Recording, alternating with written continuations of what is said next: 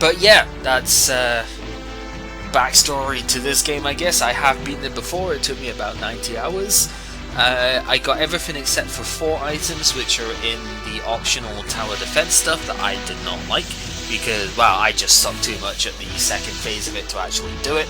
And the stuff I was missing was trivial at best, because it was 2 skill points for a skill that I don't really need to max. It was 1 quiver, so I guess I missed out on 1 arrow, but oh no, what will I do without having 40 arrows instead of 39, right? And I've already done all the bosses and everything.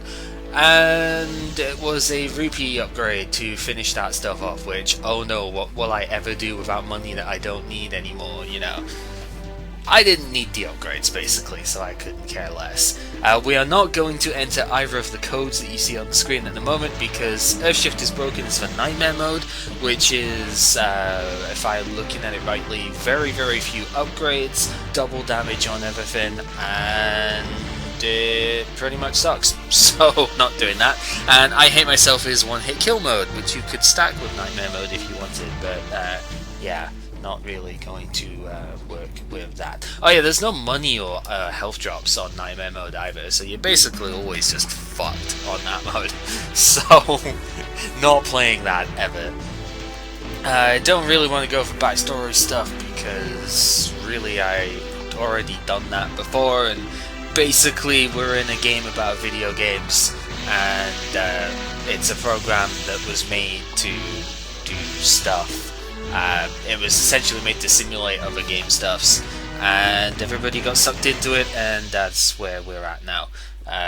We bested the program because it was trying to imprison all the humans or whatever, and we made it leave us alone, but in doing so it lost control of some of the aspects of things, and now there's a virus, which happened in the second game, that has basically fucked all of our shits up, and we have to stop it.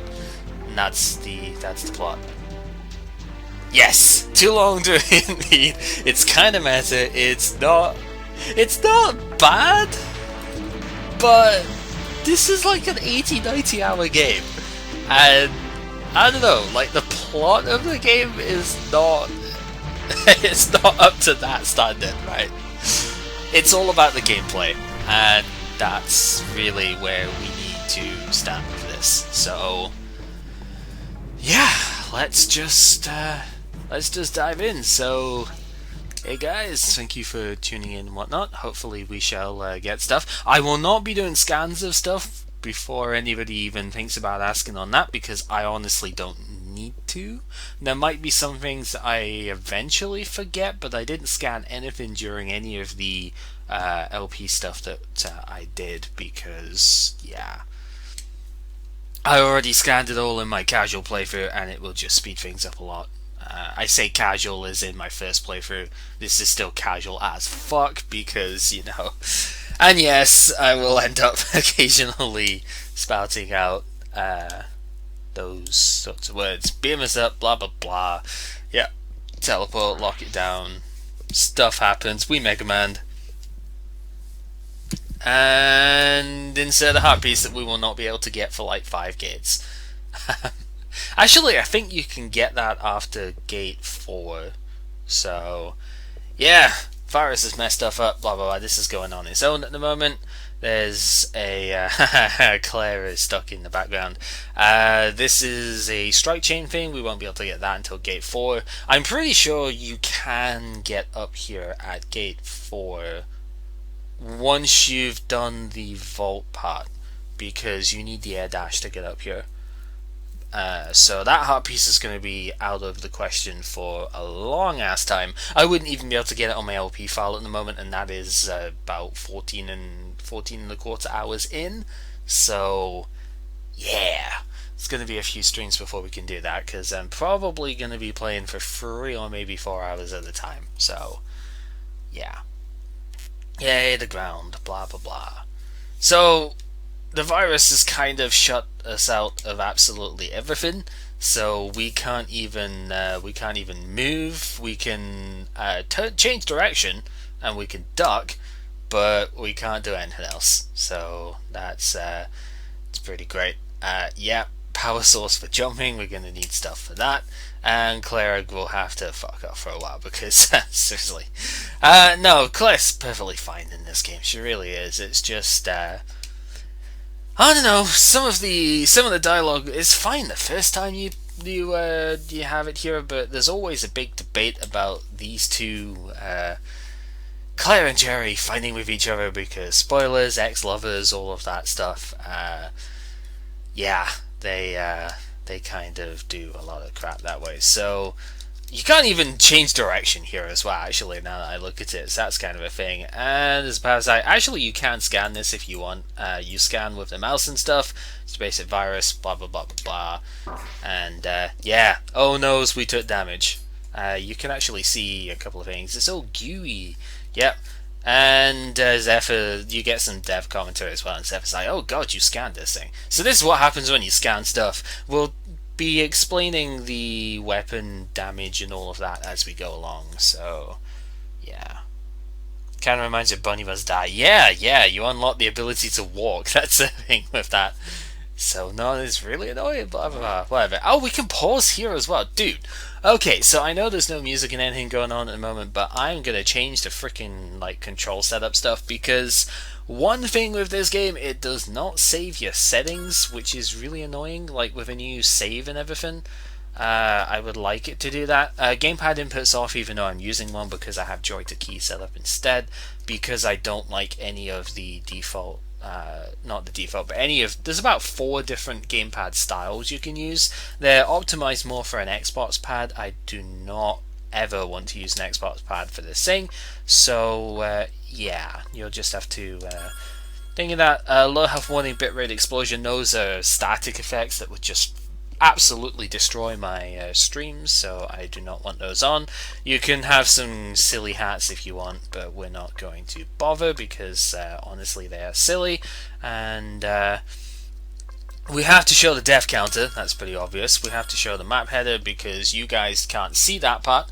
The window bar in this thing always has a message, and that's the map header that you will see. Child, yeah, we want all of these switched on. Child can still roam around, that's what she's doing at the moment. And we need the Unreal Guy as well, because seriously, Unreal Guy is a thing. So, yeah, there is that. Double kill! Yeah, we need the Unreal Guy. Killing spree! You can change his pitch if you Killing want. spree. But I honestly don't particularly like doing that, so we're not going to bother with that. Last time I played, I needed to cut the music volume down very slightly, so we'll do that. Not going to bother with a message plate because that is silly for me. And I think that's pretty much it for now. So, only that hit doesn't count, so there you go. Alright, so moving back, blah blah blah. This game is a game about games, and so we start with a bubble bobble thing, because why the fuck not, right?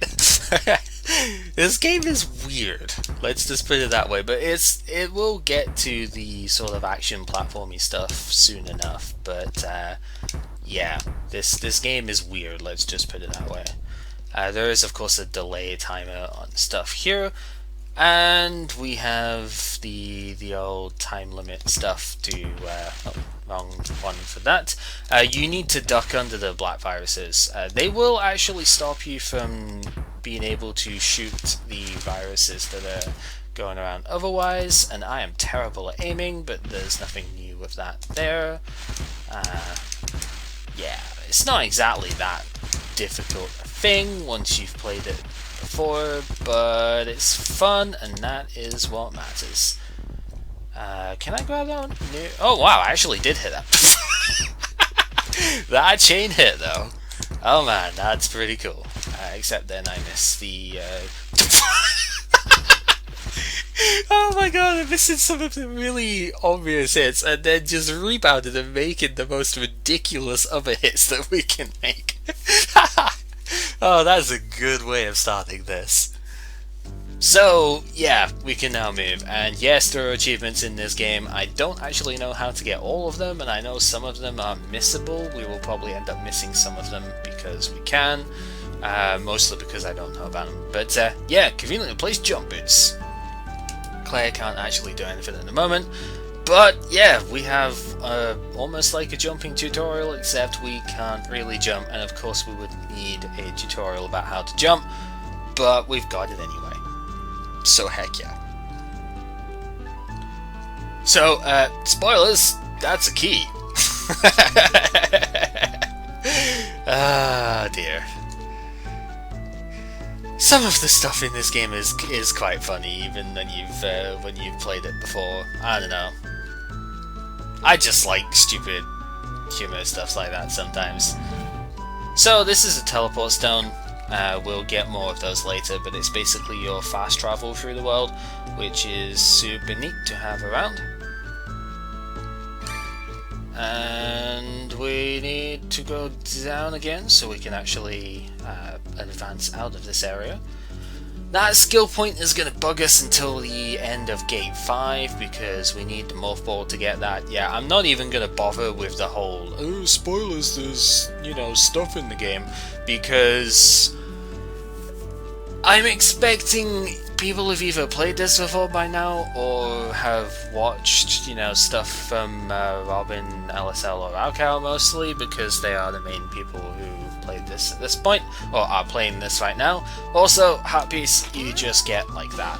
So, if you don't get that heart piece like that, I think you're locked out of getting it until the end of Gate 3, because I think Jerry could dash jump and maybe bomb stall to that, but if you don't get it there, then you are locked out of that for quite a while.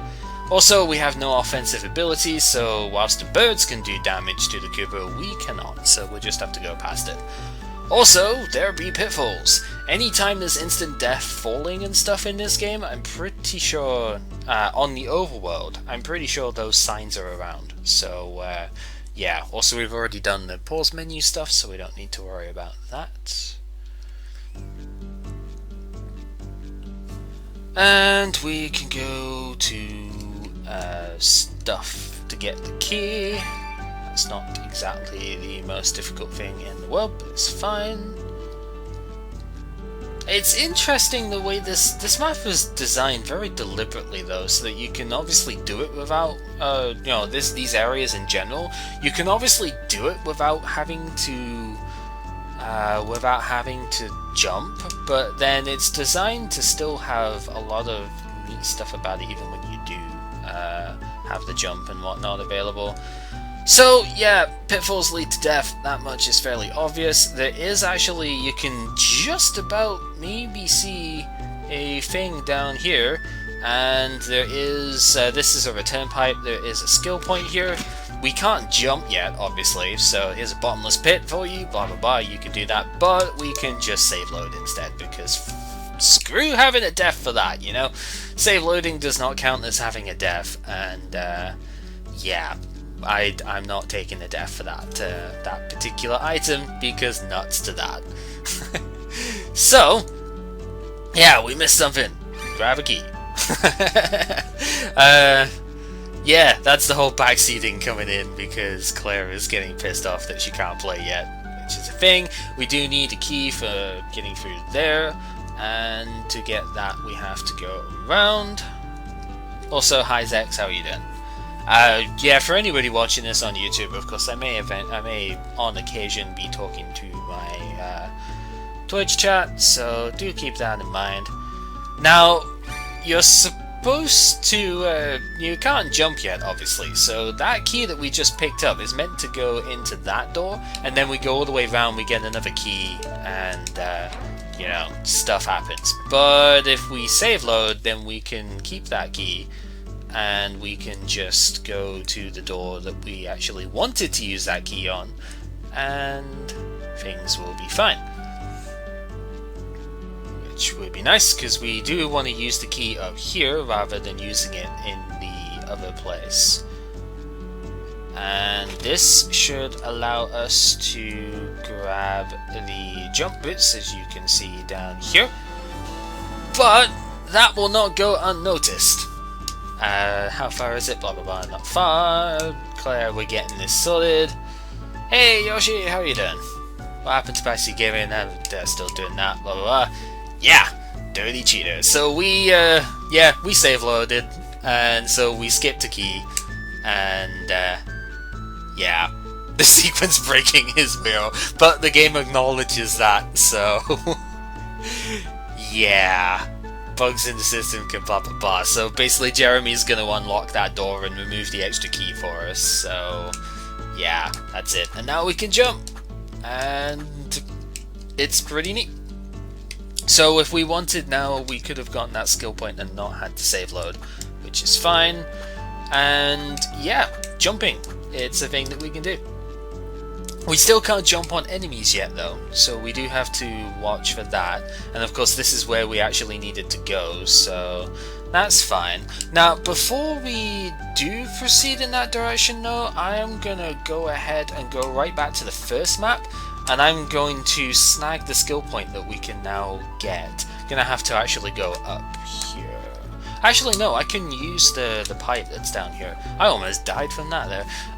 Yeah, I'm gonna go and snag that because I did that in my LP files, and I found that it was actually useful to have that extra skill point for getting another level on something fairly early in.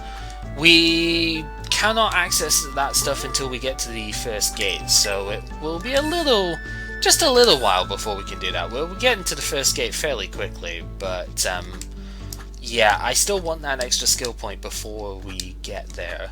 Also, spikes are currently instant death because they do 12 damage, and we have 12 HP, because you see the Zelda heart system is the way we're doing this, so we have 4 health per heart. I think those are Minish Cap hearts if I'm thinking about this correctly, right? So that's a pretty neat touch, I've got to say. So yeah, might only be 1 point, but that 1 skill point really does come in handy, so it is worth going back to get here. When are we getting the 100% speedrun in this game? When do you want to create the cyborg that can go on for 40-45 hours and do this all continuously? Yep, so we need the city's resources to fight the virus, blah blah blah. Figured it out. Getting there. Scanning, we don't really need to worry because I'm not going to be doing it, but Chow takes care of the scanning. You mouse over an enemy and you scan stuff. Hey, I was supposed to explain that. Chow is like the best character in this game, by the way. Chow is Jeremy's sister, and she does actually have a human form, but she, spoilers, doesn't actually use it ever. So, yeah. There's no point going... No, actually, there is a point in going down there at the moment, but we would probably die for doing so. Which means I'm going to do it anyway. This is an area that we will actually be coming back to later. This guy is a dick, though, to get past right now. He's really annoying, even when you do have all the stuff to fight him and whatnot, but yeah, right now, trying to get past it is super annoying, so it's kind of a thing. 6 damage as well, so we might actually die on a return here, but the reason to come here early is because you can get that 1000 internets chest. But the question is, am I going to be able to get past it on the way back now? Which, probably not. So you know what? I don't even care. We are going to save load. Because screw you. That's why. So, yeah, that extra money probably won't even make a significant difference until later on anyway. Because I think I actually do have enough... Oops, ouch. I think I actually do have enough money within the first gate to get the items I would need. Also, we needed to go that way because we needed to, like, show the plot and stuff going on. So, yeah, we couldn't actually jump up here until after we went over there, which is kind of annoying. Those pots are huts, you know, they're your recovery stuff, but we cannot actually break them right now, so that kind of sucks. No recovery stuff there. Got it! So, now we can switch. If we want. You did! I can play now! Heck yeah! Due to some problems, both can't be out at the same time for very long, so essentially we only play one character at a time. And that's fine. Claire runs faster. Jerry has a smaller hitbox. Some other miscellaneous stuff. Claire's dash is the traditional DT hop dash, whereas Jerry's dash is a Mega Man dash. Other stuff, air dashing. Jerry's air dash is the traditional DT air dash, and Claire's actually is a bit shorter range. And I can't remember what the other difference was. There was another difference that I remember, but apart from just the weapon area that they get is different as well. But those are the two biggest differences in the game. And it kind of lets Jerry dash jump, whereas Claire cannot. Yeah, so my controls are still being weird with stuff here, so I'm actually going to have to go in and alter this real quick. Yeah, this is not the control scheme that's supposed to be here, because I'm actually pressing different buttons for this than what the game actually thinks I'm pressing, which is kind of annoying. But now I actually have it on the right button, so I can switch with the correct thing. I have my back shoulder buttons basically as the dash options. So even though we won't get the dash until like gate 3. Oh, there's the other difference. Claire doesn't scare birds away, but Jerry does. So if you switch to Jerry, then you basically make the birds go away, whereas Claire doesn't. Just before we go into that particular doorway, there is a thing over here that we are going to pick up because we can. I'm going to switch to Jerry just because he's a little bit more stable for me. You notice that there was a flurry of 4 hammers going from the hammer bro. Every 4 attacks that the bros do, there's hammer, there's fire, there's boomerang. Every 4 attacks they do is a sort of fury attack, I guess, or like a rage attack. But if you, there's a thing we'll see later on, if you actually kill a hammer bro next to another bro, or any bro next to another bro, then they start doing an even stronger rage attack, which is quite fun. So, access gates exist, there are 6 of them, and we need to get stuff.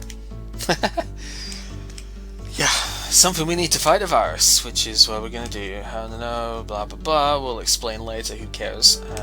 Basically, we need to go in here to get past the hammer bros. So that's that. Teleport stones, there you go, that's how they work. You can teleport to the other stones that you have.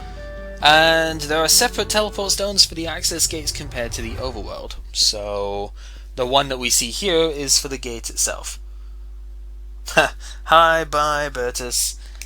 So yeah, we have Mario abilities now, so we can jump on Mario bad guys. That's essentially it. So the access gates are there to give you extra abilities, which is what we need to progress in the overworld. But the caveat is that we cannot use the abilities outside of the gate until we have the program chip, the MacGuffin, for the gate itself. So you have to complete an area before you can use the abilities outside of it. And these gates are long. This first one isn't, because let's face it, it's the opening gate. You know, it's the intro to the game type thing. But these gates, you'll see the second one is extremely long compared to this actually. And yeah, it's interesting the way that it works, because it's kind of like a unique game style within the same game, so it's always fun that way. So yep, someone has a potential to be an obstacle, will be blah blah blah. What's with floating in the air? Cutscene powers! Welcome to the text of this game. So yeah, so we can still switch, and just to prove the whole thing here, we do not have access to the outside world teleport gates, but we can now jump on Goombas, so we can do some stuff. Those blocks, the bricks here, you can only actually break bricks with by jumping from the underside, so that will come up later. And naturally you cannot jump on piranha plants, so don't even try because that would be very silly. Before we go any further though, we do actually now have access to the skill tree, so I may as well go over some of the stuff here. Every time you get to a gate, you get some new skills unlocked, and you basically have your usual RPGs type system for that. You get experience for killing enemies. Every time you level up you get 5 skill points, and you put skill points in to increase your stats and stuff like that. We'll be saving our first couple of levels we'll be saving to get perseverance, because it will basically give us 1 less direct contact damage for the entirety of the game. So that'll make enemies hurt that little bit less, and that will be very useful. So that's the thing.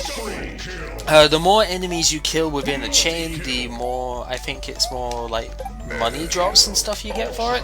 I think you might get more experience as well, so it's useful to get kill streaks and kill chains going, but it's not always going to be viable. Also, this is Mario Land, so do expect some random pipes and crap to give you stuff. So yeah, that's gonna be a thing. I have to try and remember where all the stuff is, but I should be alright with that. And here we have a star, because freaking stars. We don't get too many stars in this game actually, but the stars that we do get are quite fun. They also run out fairly quickly, but it's okay. Let's just double check in case there was anything I missed in here. I don't think there was, but you know, doesn't hurt to be sure. There's almost never anything in the breakable blocks. There's a couple that have stuff here and there, and there's our first level up, but we don't really have any reason. Actually no, we have a reason to get one thing here, because we need level 2 of this before we can get perseverance anyway, and this is the skill that I don't level up ever, like from here on out, but it gives you more hit combo chain times, so it's alright. Like, you can get some decent stuff off of that, and let's see if I can, get to the top, and that should give us a lot of extra internets. There, 250, not bad. That's the only time that we ever get to do that, because the rest of the flags are not large enough to get bonuses off of. But yeah, cutscene purgatory, old game cutscene, blah blah blah blah blah. This game can't freeze, it's running off the darkness. Yeah, must be a bug, blah, whatever. Yeah, something about that doesn't really add up, but whatever. Let's keep going. If you want to return to the previous area, you can. And you can't get a flag bonus again, but you can get an extra coin now, so that's pretty good. You can only ever go in pipes downwards. Every other type of pipe is like a return pipe, so keep that in mind if you are looking to progress, I guess, in this game. I don't know. I want that coin. There we go. Alright, so this Koopa is important for an item, so I would like not to actually break its face right now. We shall break its face in a minute, because oh, it's actually coming down here already. Okay, we need it to get up here, because otherwise we can't jump high enough yet, and then we bounce off of that guy, get ourselves some more money. So obviously we don't have any upgradable skills yet, we can only jump on Mario enemies, so we're not in this gate going to get very many things. I think there's only one thing that actually increases an ability, and that's a quiver for the next area. But we'll get a lot of money and we'll get some heart upgrades and stuff like that. So, very obvious, not secret area is obvious. You actually get a heart piece for that. This game does run on heart pieces the same way as Legend of Zelda does, even though they are Mega Man X heart containers. So you do need 4 for a full heart, and that's pretty great. Yep, options menu, we already went through that right at the start, so there's no need for that. We have a pretty big streak going at the moment, which is kind of nice. Double kill. You needed to bounce off of something to get back here, I think. Yeah, oh no, you can get there from the other side, but it's only an extra heart. I say only, that could actually be pretty useful if you've not been taking 0 damage like I have. But, yeah, that's gonna happen when you play this a bit. I guess I should maybe talk about the way the physics and stuff handle slightly. Also bullet bills. This game does the Sonic 4 Episode 1 and like Amapani thing, where if you're not holding forwards, then you do not move forwards in the air. So a lot of the times it's not like Mario where there's some momentum. Also, this is a typical DT like Killgate thing here. This only happens. I mean, sometimes these things persist, but most of the time they only exist once. So if you come, if you come back to the area, then you don't have to redo this. But yeah, it's an enemy kill thing, and that's fine. I don't know why there are coins up there when you can't actually reach them without the morph ball. Because there's no reason. I guess if you really can't get the stuff on your first go, then you might need to come back here with a morph ball. Hey, Asian Tide, so you done. But I don't quite know. I don't quite know why you would need that. That's the thing. You just don't get a flat bonus. Yep. So no bonuses for you. And I think that is going to be the end of this part. So into the castle! And something important. Okay, this is something we are not going to be using ever, because I didn't need to use it in my first playthrough, despite some extremely big rage moments.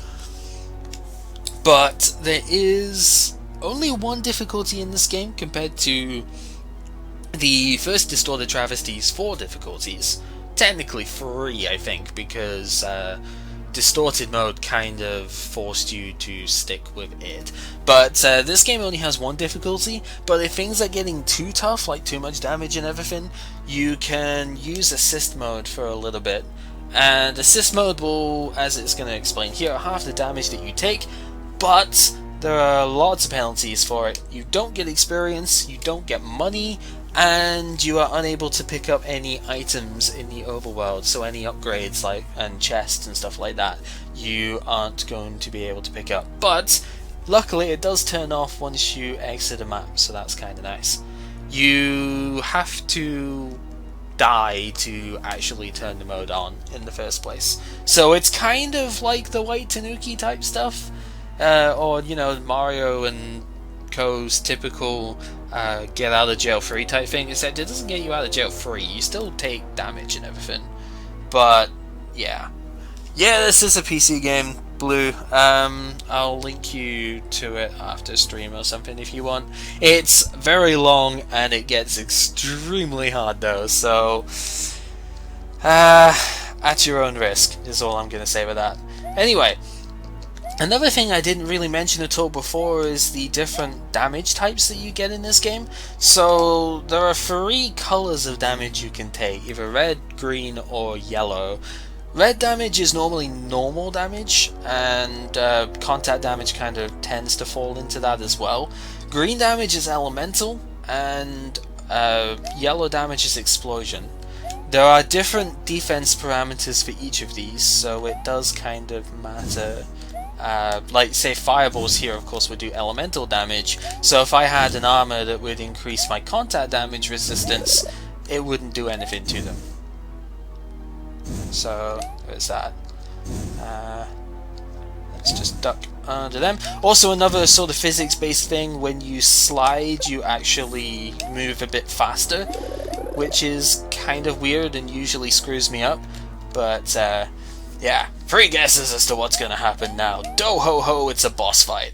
In with Boozer! So, yep, Boozer's the first fight. Kinda plays a little bit like the Mario 3 version, so that's kinda neat. Those fireballs will try and lock onto your like vertical positioning, really. yeah, they tend to lock onto that, so you need to keep that in mind. He always alternates between doing 2 jumps and doing 1 jump, so keep that in mind, although he is starting to use his fireballs a bit more liberally, shall we say. It's possible to do this a decent bit quicker than this, but I don't really care for that in the moment. And then once you've gotten him down to just this 1 tile, we actually cannot break the switches ourselves, but you also cannot break the rest of the platform stuff that I thought he was going to bust them. So you need to hit both switches before you can break the final tier of platform here. I am going to die to this boss, and that's going to be depressing because yeah, I did this on my first go when I played this. I can't say played blind because I didn't play this particular boss blind. Damn it! I can't say I played this boss blind because I watched a lot of Robin play this game before I actually started playing this, so it wasn't blind for me, but I did do it without dying, so that's kind of annoying to have died to that. Never mind. It happens.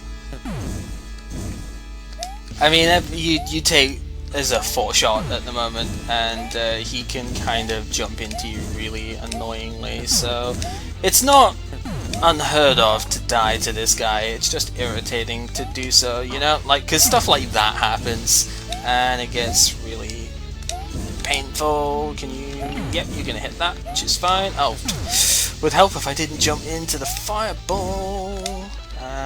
That's just a single one, so we'll lure him over here with the next one, and then we'll hopefully finish this by him going to here. Nope, because Boozer is a jerk, and doesn't do what you ask of him. Oh, wow, okay. Oh, god damn it! Oh, why am I dying to this guy? Oh, this is depressing. Like, it's not that it's trivial, it's just I shouldn't be dying to this guy since I've played it a lot at this point, you know? Whatever. This is what happens when you don't have the health to tank all the hits. I mean, I could have, say, grinded some experience up so I could have gotten my perseverance skill by now, which would have given me a bit more health for this, effectively given me more health, because I would have been able to take a couple of extra hits because of his contact damage, but it's alright. It's not the end of the world, I'm just sad because I really don't feel like I should be dying to this this bozo.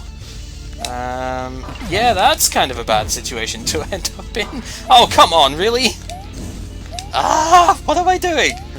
How am I dying to this jerk? And he's gonna come back. Right, so now there's a clear enough path. There should be no excuse to die there. Get off my stage. There we go. So with that done, we now have the levels to get that, so that kind of sucks that we didn't get it beforehand. But yeah, now we take 1 less contact damage from enemies, and we get a full heal orb, and we can keep on going. So there we go.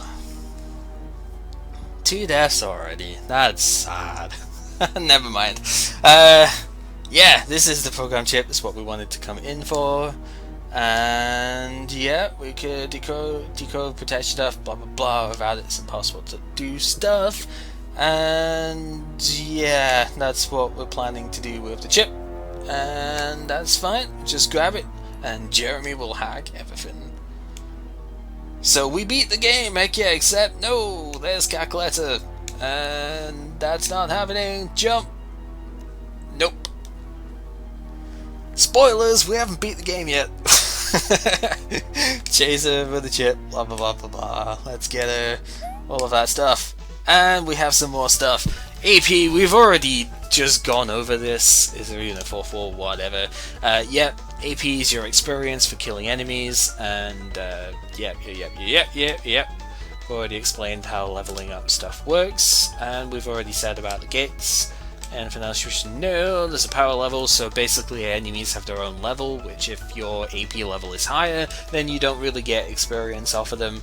All of that. So yeah.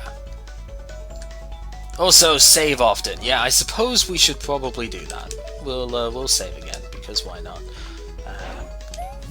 And now we have some Lava Lotus, and Lava Lotus do Lava Lotus stuff. Who would have ever guessed? Yeah, they do like fire damage and stuff. If you want, we're going to switch to Claire because she moves faster. And we want to kill as many enemies as we can here because we get lots of experience for doing so. So, yeah, it's pretty neat. We want that coin. There was one of these pipes I think has got a bonus area. I just don't remember which one it is. It's this one. Okay.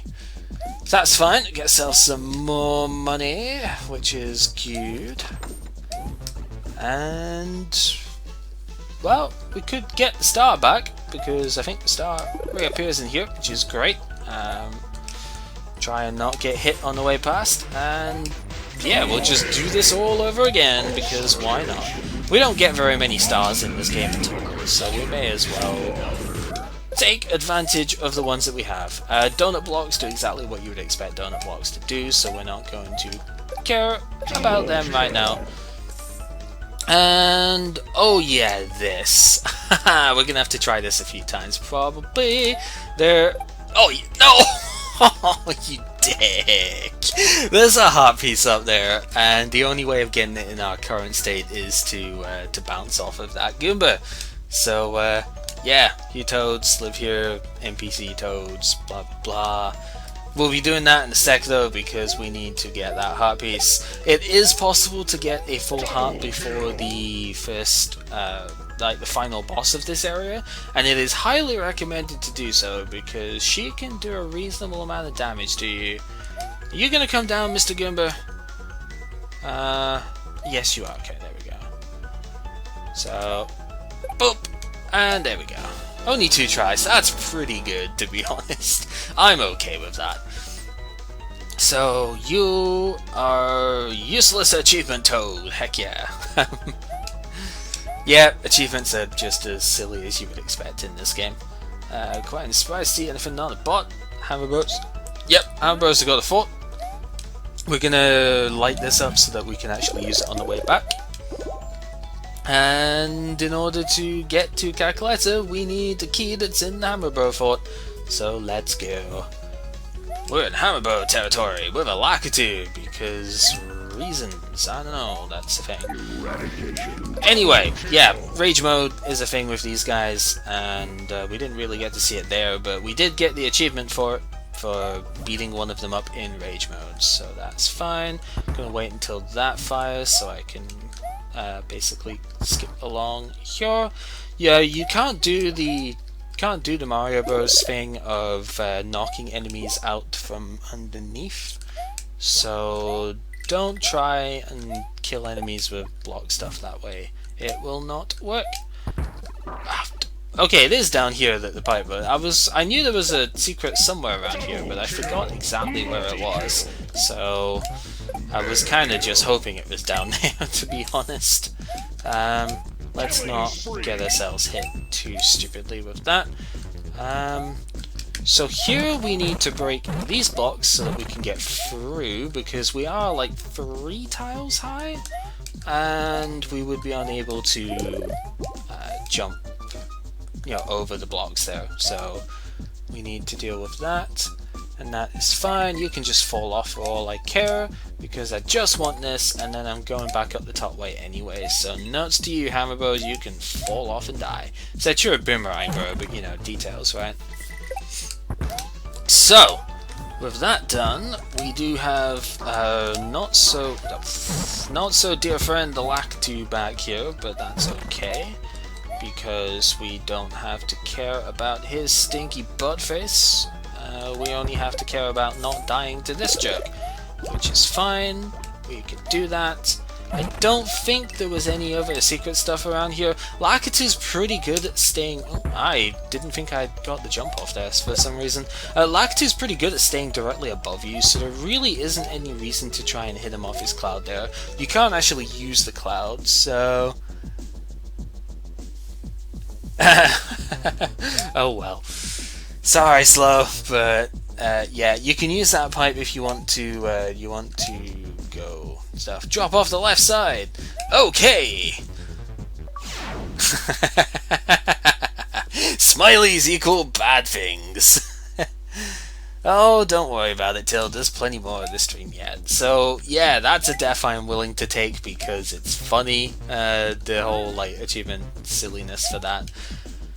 So there is a puzzle to this room, and the puzzle involves falling down the pit and dying. No, the puzzle does not involve falling down the pit and dying. The puzzle involves hitting the switch again whilst breaking these bricks.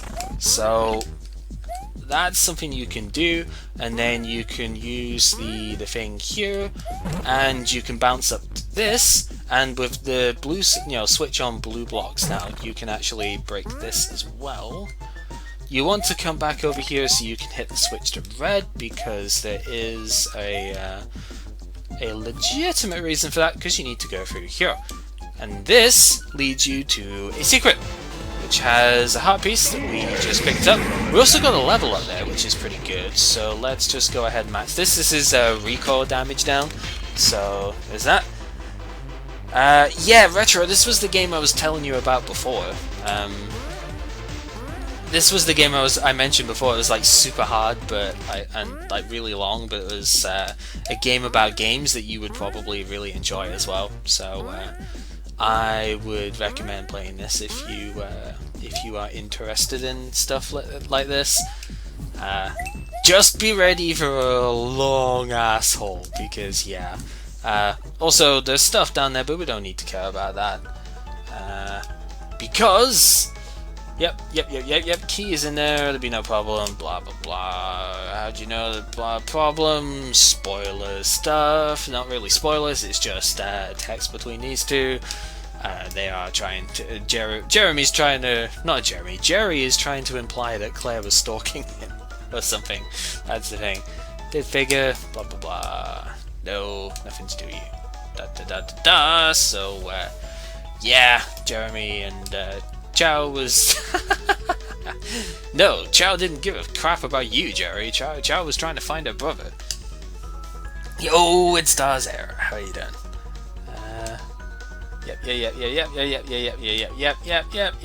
Yep. Stuff would happen because you couldn't just stuff. Yep, you need to move on. And because Calculator's going to get far away. Otherwise, even though Calculator has her own castle, so you know she's going back to her castle rather than anything else, but whatever. So yeah, Munchers, they do pretty much exactly what you would think. They do Muncher damage. So yeah, it's contact damage, so the ability that we got to reduce contact damage comes in handy here, so that's pretty useful.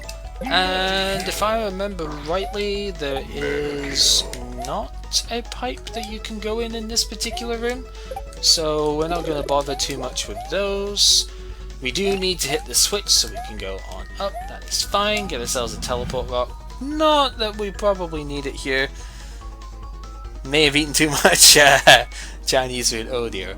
Alright, so we have got Thwomps. They do pretty much exactly what you would expect. They count as traps in this game, so although they do still do normal damage, they, I think, have a separate thing from contact damage. So our current equipment is not sufficient to defend against that, and that is the Rage Mode attack from the Hammer Bros. So yeah, when you kill any type of bro next to a Hammer Bro, they will go mental. Lava does 12 elemental damage, so if I actually had all of my hearts, we would be able... Really? Damn. We would be able to survive a lava shot, but I don't have all of my hearts at the moment because I suck. So there you go. I am dying a lot more at the moment here than I did in my LP, and that is saddening, but what are we gonna do, right? Sometimes that just happens. I think if you die, then you lose all of the money that you picked up in the room so far. So, yeah, that's a thing. But it's okay. The Red Hammer Bros are absolute arsehole. Like, the Fire Bros are just jerks in this game, like, seriously. That dude is in the lava, and so am I, because I thought I could high bounce off him, and I wasn't holding the button down for it, because that is the smart way of doing things, right? Whatever, doesn't matter. It's a shame that I am just bad at games, right? I don't know, there's something to be said about going a lot of the way through this game and then going back to play the early stuff without the abilities that you have in the late game. And I guess some of that, I mean, there's not really much of an excuse for dying in that sort of way, because I could just ignore that dude. There's no reason for me to even attack him in the lava, but I did anyway because I am derp. We do get another level up, that's good. I guess we can max out this, and then we will just wait for the second gate before I use any more levels now. You do get to keep all of the experience that you had when you die, so that's a good thing. You can technically grind with that if you really needed to. Let's switch to Claire, because Claire moves a bit quicker, and then fail the jump there. I think I needed this as blue, so we will have it as blue so we can get up here. Nice, psychotic. Good stuff. Yep, Metroid match system, which doesn't actually appear in a Metroid gate because reasons. So apparently this room's going to be annoying. It was designed to be done backwards. We shall see why soon enough. So, yeah. This room is apparently going to be annoying, and the reason for that is the platforms fall away. So that's pretty great, right? But clearly it was designed to be done backwards, so it obviously has to be fairly respectable that way. I thought I was moving backwards again there, so that was kinda derpy, but it's okay because we have some healing here. And then you need to actually get away from the swamp, please. That would be nice. I guess you're not gonna get... Wow, that's a pretty good shield there, I must admit. That was not gonna be a shield though. Right, okay, so I can finally actually just kill the dude. And then we need to jump underneath that guy, and yeah, stuff happened. So, remember this stuff in DT1? Well, I didn't play the first game myself, so whatever. But, spoilers, we cannot actually get that key yet. Now, the core thing you really want to do in this room is bust up the regular Hammer Bros first. Those are the ones that are going to wreck your shit if you don't take care of them. The other stuff you can kind of just like move away from, but the regular Hammer Bros, they can snipe you from a distance. You do not want that, so just go ahead and knock them out from far range. I'm actually going to grab the health here as well, just to guarantee that I have full health going beyond the stuff here, because I'm going to do something stupid like that and just not even try and dodge the stuff. I do not have the health yet to just infinitely tank stuff, so I shouldn't really be doing that. I mean, you can never actually instantly, fully tank all of the stuff, but whatever. Doesn't matter, we get the health back here anyway. And now we have to deal with the platforms and stuff that fall again, except now we're doing it in reverse, because the map was designed for that. So, isn't that nice of it? That's fine, no? It's not exactly too tough to deal with. And we don't even need that health, so whatever. And we can really? Where did that even come from? I don't know where that came from, but it doesn't matter, because we have some health here anyway, so that's fine. Okay, so Easy does it. Claire does move a bit quicker, so she can make some of these jumps a little bit easier.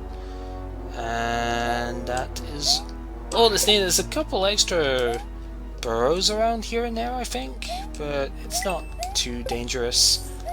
I don't know, was he your friend? That's not a question I can answer.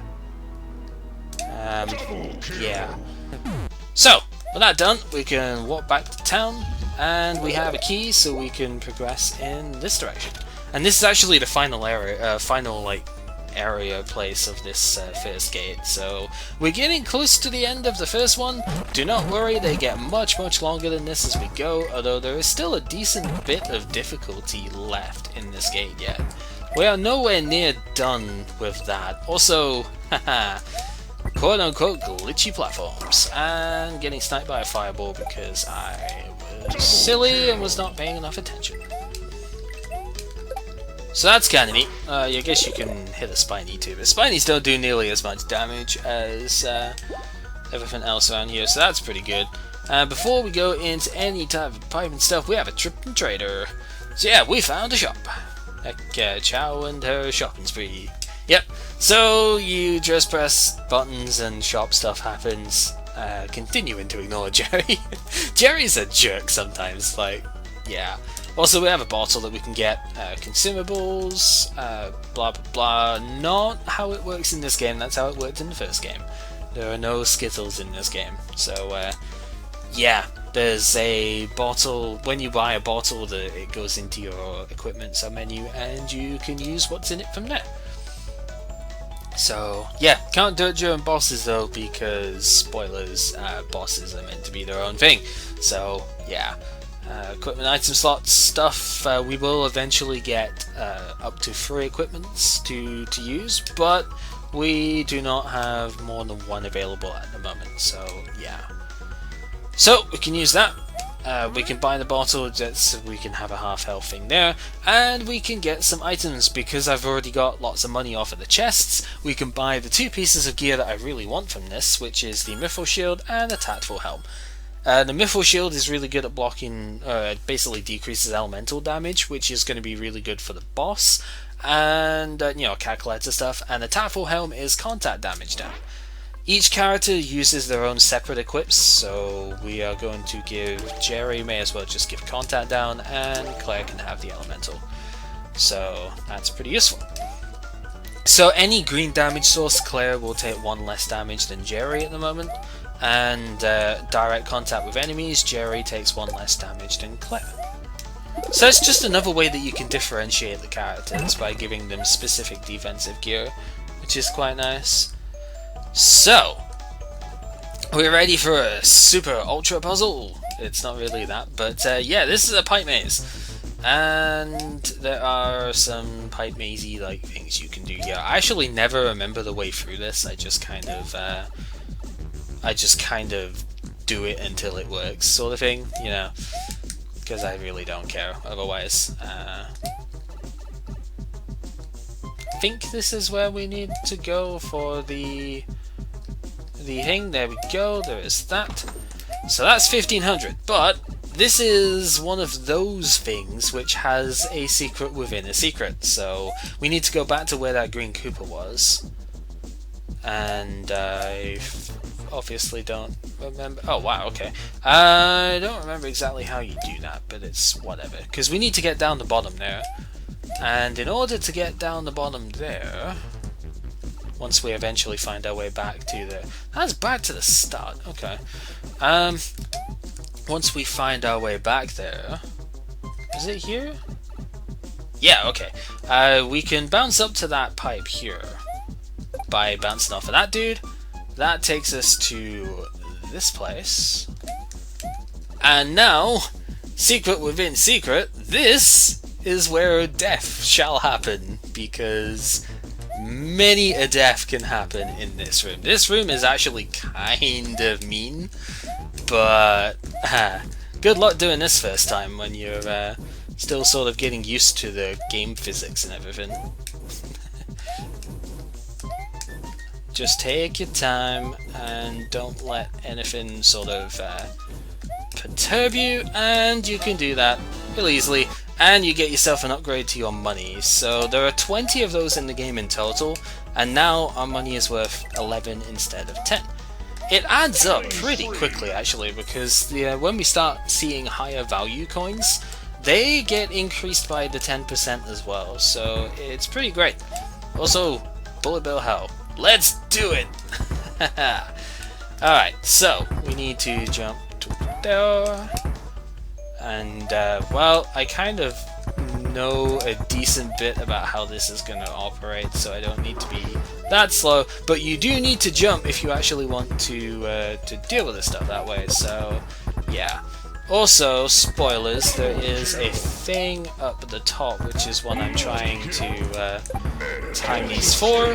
We can get ourselves an item here. You can get that with the morph ball much later on in the game, but of course I do not have the morph ball at the moment. You can see Jerry only takes 2 damage from bullet bills now, where they used to do 4, because we have the skill that decreases... I almost got Castlevania there. We have the skill that decreases contact damage, so both characters have 1 defense against that. But Jerry has the armor that also decreases damage. That was cool. Also, bullet bill jumps, they kind of exist, so that's a thing as well. And we are just about at the castle. Heck yeah. Couldn't we teleport? That would be too easy. And yeah, the virus kind of screws everything. Yep, we have to get a chip. So, catch it. Whatever. Clouds are solid in this game from the underside, so do keep that in mind as well. We are not going to be able to jump through clouds like we can in Mario, but that's okay. Oh, I was actually hoping that guy would jump off the edge there, but whatever. Yeah, spoilers, there's a thing down here. Don't know how you're gonna work that one out otherwise, but there's a thing down there, so you can get some money if you want. That's pretty great. We do need money for the next gate actually, so it is a very good thing to have stored up. So I am a-okay with having that as an accessible option. So, we have lots of lava loci here. Is it lava loci? No, it'd be lotuses, wouldn't it? Is the plural for lotus? I don't know. We have dudes, so actually Claire is better here because I have Claire equipped with the elemental damage down, and as you would naturally expect, and as we've seen already, lava lotus do elemental damage. So Claire, even though Claire can be a little bit more awkward to move around some of this stuff, she is the superior choice as far as not taking excessive amounts of damages when you have her equipped with the shield. You know, that's what I'm trying to say here. So, Castle Road, we have a thing here. Bite me. Yep, bite me indeed. So yeah, welcome to the net. You can stand on the side of the pipes. That's actually pretty awesome. I'm sure I knew that already, but yeah, that's kind of hilarious in a way. So take your time with this, and it's really not that bad. But of course, the impetus is to just rush it, and then you will suffer, and you will be very sad. So yeah, just taking your time really does make this a lot easier. You can take the occasional hit, and it's whatever. I didn't even have to take those hits. I just am bad, so that's why we took them. Could actually see the emeralds. Alright, so we're in generic castles. Jerry is picking on Claire's taste of stuff, except whatever. Yeah, no recovery points except room entrances. That's fine, who cares? But yeah, it does mean that you won't ever get to heal in the middle of a room, which is potentially dangerous if you are taking a lot of high power damage off of these things. Because, oh, we got another level up, nice. Some of the, like the traps and stuff, do a lot of damage. These spike balls do like 6 damage or something. But it's okay, like we can deal with it. because we just don't have to care. The forms don't get absorbed by lava, so that's kind of a thing. And then we're going to switch to Claire just because she's a little bit quicker. I don't... Oh, you idiot. You don't actually have to wait for that guy, but it's usually beneficial to do so. Oh dear. Sometimes silly things happen. I am really sucking when it comes to not dying. That's, I should stop sucking about the whole not dying thing. This is, I think in IOP by this point I'd only died twice, and that's counting the achievement of, oh, wow, really? That's it's smashing time! That's counting the boss death to the achievement, and I am just like not even paying attention to stuff here. This is what can happen with this game. You know, it's super fun and everything, but it is very easy to just randomly die like that. And it's kind of hilarious in a way.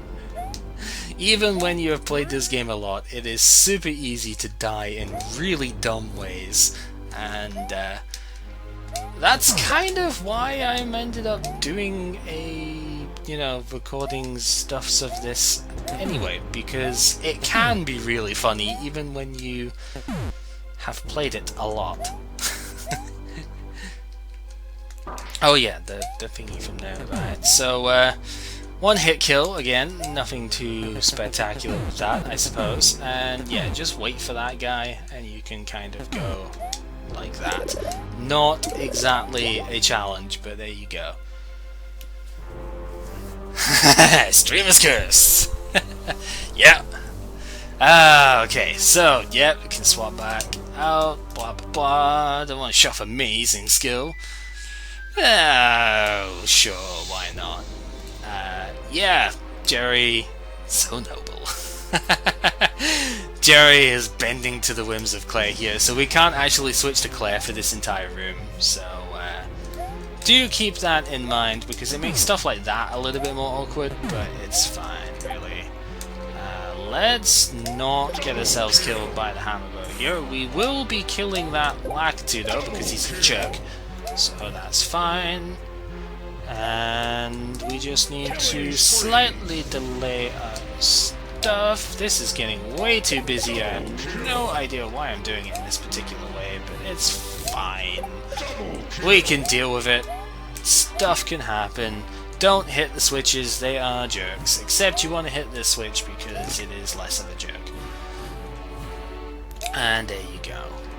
We do want to make this guy fall down and stay there, which is fine. And see, not a problem room at all. This room, on the other hand, this room is most definitely going to be a problem because we need that heart piece. We actually got it first time. Oh my god, that's awesome. That took me a lot of tries to get first time I played this, and it took me a fair few tries in my LP that won't ever now be released as well.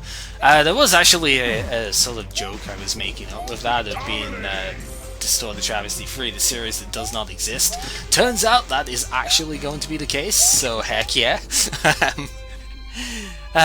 Yeah, so basically this room is hilarious when you actually don't get it right, but hopefully we will actually do this. It took me about 6 or 7 goes in the LP. Oh crap, I can still no, I can't do this anymore, damn it. I knew it was there, and I knew what I needed to do, but I just blanked a little bit on how to actually go ahead and do that.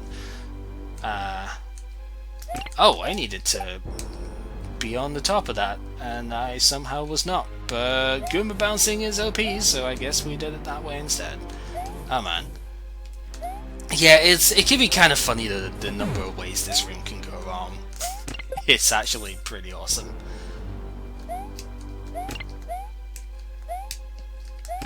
Of course, when you fail this room, it takes ages to go through again, so... I fundamentally don't really mind, though. Like, I don't mind auto-scrolling levels. I'm probably one of the few people that actually kind of likes them. But they have to be done well in order for me to like them. Then at the end, you gotta bounce off the cubers. I failed that bounce about 4 times in the recording stuff that won't ever like come to light now. Got a teleport stone in here. That's gonna be useful when we have the chip. So that's fine. You can stand on the edge of here, I guess, if you want, which is pretty great. And yeah, just like casually dodge the spike like nobody's business. This I think is a job for Claire, because Claire has elemental damage resistance. You can just tank that though, which is fine. And first major boss fight. Oh man, not too bad. She's here. Blah blah blah. She's really ugly, dude. Ha ha ha ha ha.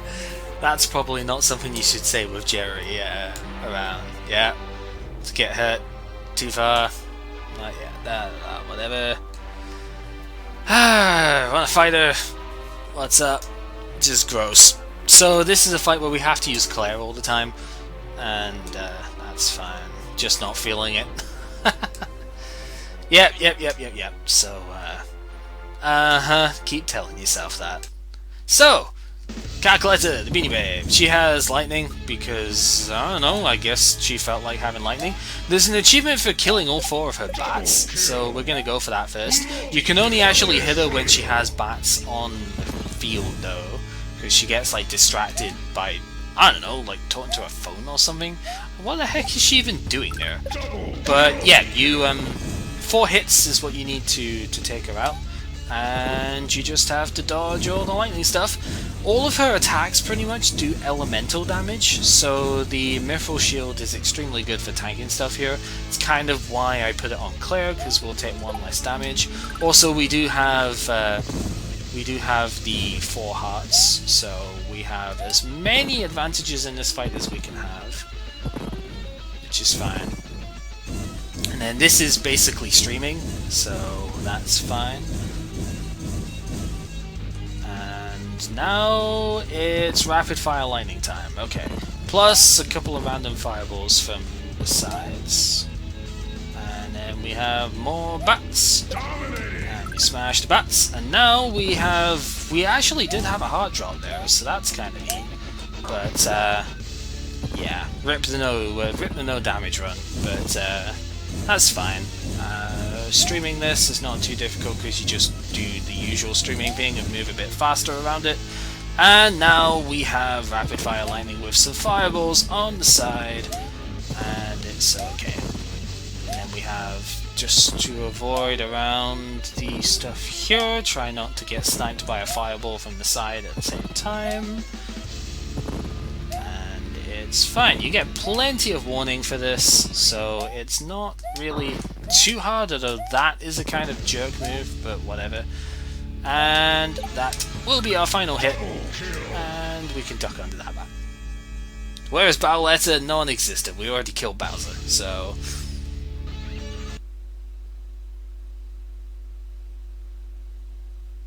So yeah, didn't too bad. And the chip is here. That's our first gate complete, because nobody's going to take it from us this time. And stop the virus. Think 3 if you explained it again, whatever. Plug into hacking. Stuff happens. We did just save the world. Yep, we've just beaten the game, guys. That's it. Game over. Good streaming time. See you all next time. That's the thing. Getting go us, we got all the way for it. I thought about being a team. Jerry is gonna say, "Hey, do you want to date again?" Because stuff. You're gonna have to save your date for later. Uh-oh, Jeremy, what's up? What's up, Jeremy? Clearly, you. What the hell, Chow? Right, what's up? Underestimated virus again. Incomplete chip. Great, so we did all of this for nothing, right? How do you even know about the chip? Doesn't matter. 1 of 6 parts. god damn it, we're on another freaking MacGuffin hunt. Yep. So we need to go through the other 5 gates and get all the stuff. That's pretty much it. So, yeah. Spoilers, we're not done with the game yet.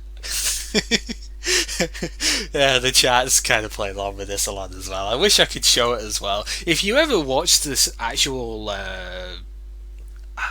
video, the VOD for this, Twitch has actually recently integrated a live chat replay, so you'd be able to see what everybody is saying in the chat at the time. It's really good, actually. Yeah.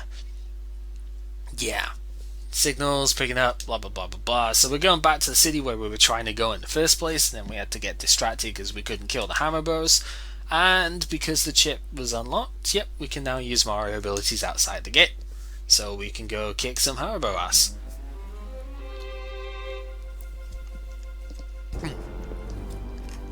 Excuse me. Got some chocolate milk. Had to kind of go through that as well. So, get ourselves a full heart container as well, which is good. Every time we beat a gate, we will get a full heart container, so that's nice. And then we can teleport right back to the start, and you can see we have collected all the items. Once you have cleared the gate, this computer will appear, except for gate 4, but that's because you get told how many items are in every particular stage there, so you don't need this. But yeah, we collected all of the items in this gate, and you can see roughly where they are as well, like up to Road to Hammerborough Fort, so you can see which areas you need to go to. It's actually really, really good to see this. It's fantastic to be able to pinpoint roughly where the items are. There will be places later in the game where it'll be like a specific temple you need to go into, or maybe a certain sector, or, you know, just like part of a castle. It can be difficult to hammer down exactly where all of the items are, because like I said, this is a really small gate. Most of the gates have 40, 50, 60 plus items in there. So, yeah, that's kind of a thing. Alright, but there's another portal. Kind of a red gate, and it leads to death and destruction, basically. So, this case is going to be what we're going to call nightmare gates, and this is super secret bonus content. That's not a super secret, but it is bonus, kind of. You need it for the true ending. So, yeah, it's a thing. Side content is super difficult, pretty much. Whatever. So, extra gates, yeah, it's a reason for them, but Chow, of course, best character in the game, is going to call them Nightmare Gates, and that's what we're going to go with. So, yeah. Spoilers, though. The way these gates work, they lock you out of the... they basically are exactly the same as the regular gate in terms of what abilities you can use. So, even if we came back here once we had attacks and stuff like that, we wouldn't be able to use them. So... there really isn't a reason to leave these gates behind other than getting hearts, but by the time you would come back to this gate you would have other movement or attack options, and you would probably forget a bit, at least on your first playthrough, you would probably kind of forget that you can't use them anymore. So just do the gates. It's, with the exception of the final gate, it is always possible to have the recommended number of hearts before you attempt the gate. So, yeah, spoilers retro, this took me 90 hours to beat the first time, getting every item except the ones in the tower defense bonus content. 2 of those levels I just couldn't do because I suck at tower defenses. So, welcome to Spoiler Town, I guess, but not really Spoiler Town at all. Welcome to the Nightmare Gate for World 1. It's essentially Kaizo style, except not really full-on Kaizo, but it's pretty difficult, and it's all about Mario platforming. So, this may be where some deaths come into play, we shall see. This bit can be kind of irritating to do because of the bullet bills coming from behind as well. Or you could just fail the jump, because again, this game does not have momentum, so I let go of forward there, and so I just fell straight to my death, because, oh, whoops, because, yeah. I missed, and then that can happen, so, yeah, welcome to, like I said, welcome to die, basically, is the way these gates work. So, funnily enough, most of the bosses in these gates are not actually that bad, though. Some of them are really difficult, but most of them are pretty tolerable, so most of the challenge comes from the stage itself, and I do like that. It's still nice that you... Oops, it's still nice that you have a challenge. Don't get Castlevania'd. That's really the main thing I'm worried about here is getting Castlevania'd. I have enough health to... How did that... What even happened there? That was awesome. Okay, so, yeah, Koopa Jumping, Kaizo Edition. This is gonna be a thing. If you want to leave these places, you need to use the teleport function. When you're in a gate, you can teleport back to the entrance at any point by using this here. But we are not going to be doing that. So, yeah. Welcome to the death room. That's pretty much the way it's gonna be, because this room is evil. Using Claire here because Claire has faster movement speed. This also does count in the air as well, and I don't actually know if Jerry can do this. I'm pretty sure he can, but this last bit gets really annoying. You need to short hop that, so you need to actually then let go of the jump button, and you need to remember to repress it for the last one. We also got a level up there, which is pretty great. Also, the Unreal guy really likes this room. He really likes this room. That's not bad, that only took 3 goes. There are no items to get in these extra gates, by the way. There are never any items that you need to pick up in the middle of the gates. The only items that you get are upgrades at the very end of the gate once you've beaten the boss. So, yeah.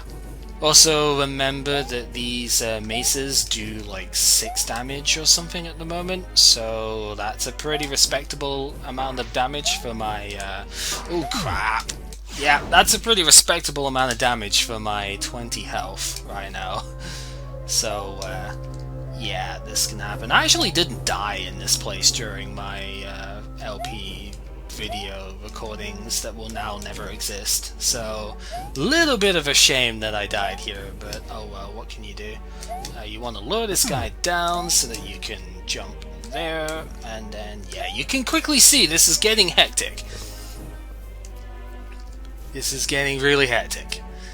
Yep, perfectly safe to stand in the middle of these platforms. Remember, smileys are bad, so there is going to be projectiles coming up through the middle of these platforms, as you can see. Of course, Podobos do elemental damage, as you would expect, so that's fine. They do get triggered by proximity, mind you, so that's pretty good. I remember not even taking a hit during this room, I think, when I did this for the LP too, which is a bit of a shame. You have to duck under that spike, so remember the ducking momentum stuff. That's fine. Oh, and then you get this fun room. This room. Oh yes, this room.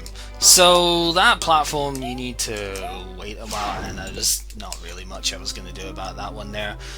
Yeah, this room can be kind of... Really, did I get clipped by the wall or something there? That was kind of sucky. Yeah, this room can be pretty thing-worthy in its own right. Then again, you can say that for a lot of the stuff in this game, let's be honest. A lot of the obstacles that you will come across can be described in that sort of fashion. Just take your time, and there you go. But that is going to be the main thing. The Nightmare Gates are 4 or 5 rooms long. This is technically 5 rooms, but this room doesn't actually have anything that can damage you, I don't think. But it does have the traditional Super Mario World thing of you are a super player. So that's kind of cool. I'm collecting these coins because they are technically worth 1 internet each, so they are actual currency that I can use. So that's why I'm bothering to collect them here. And, yeah. Welcome to the boss, I guess. This is to return you to the entrance so that you don't have to do the whole gate again in case you want to leave to get more hearts or something, I guess. This boss. So, our reward will be a heart piece. And it's Kamek. That's gonna be easy, right? Right?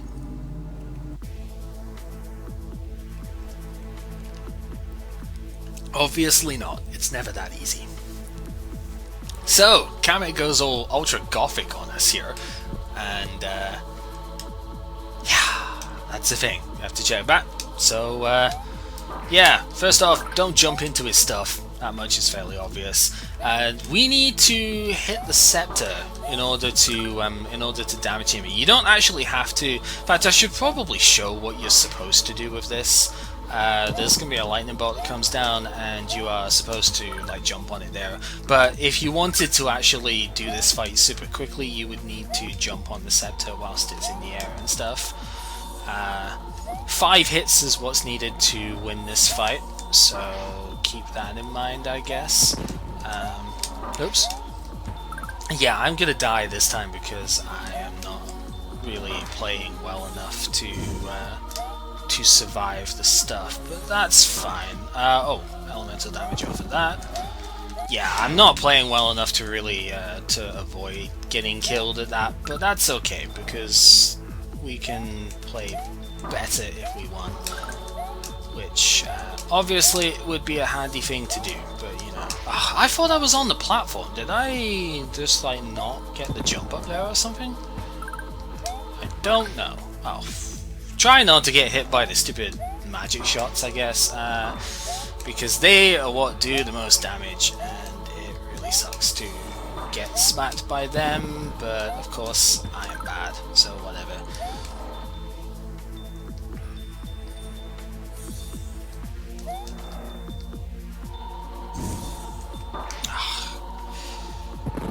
Sometimes it just gets really difficult to hit the scepter here, and it actually needs 3 hits in the second phase. I think this is the only phase where it needs 3 hits in order to deal with. So that's something that's in your favor, I guess. Really?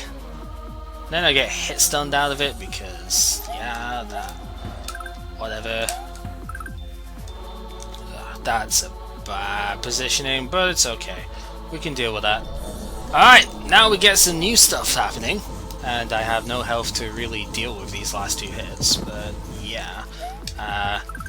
He alternates between horizontal fireballs and vertical ones, so you have to kind of keep that in mind. The vertical stuff is largely aimed, I think, but it can be really, as you can see, it can be really, really difficult to deal with the scepter, with the everything else firing around.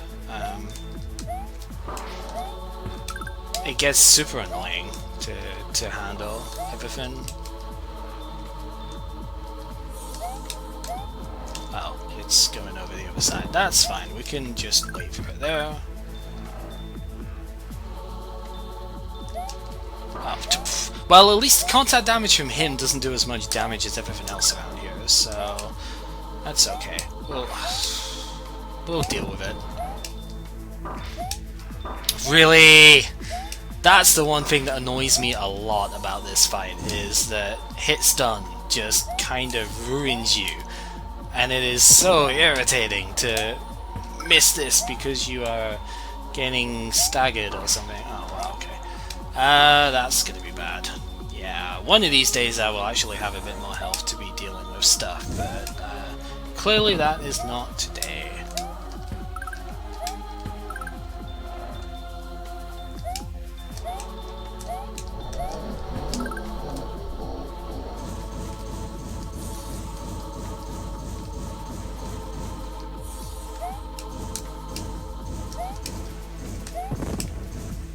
This, I feel, is actually one of the harder nightmare bosses to deal with, because there's, I mean, in this phase now, that scepter is gonna fire 3 shots at a time, and if you can't, like, hit it from above, like I'm trying to do at the moment, and even when you can, like, this is really irritating to hit him in, you know?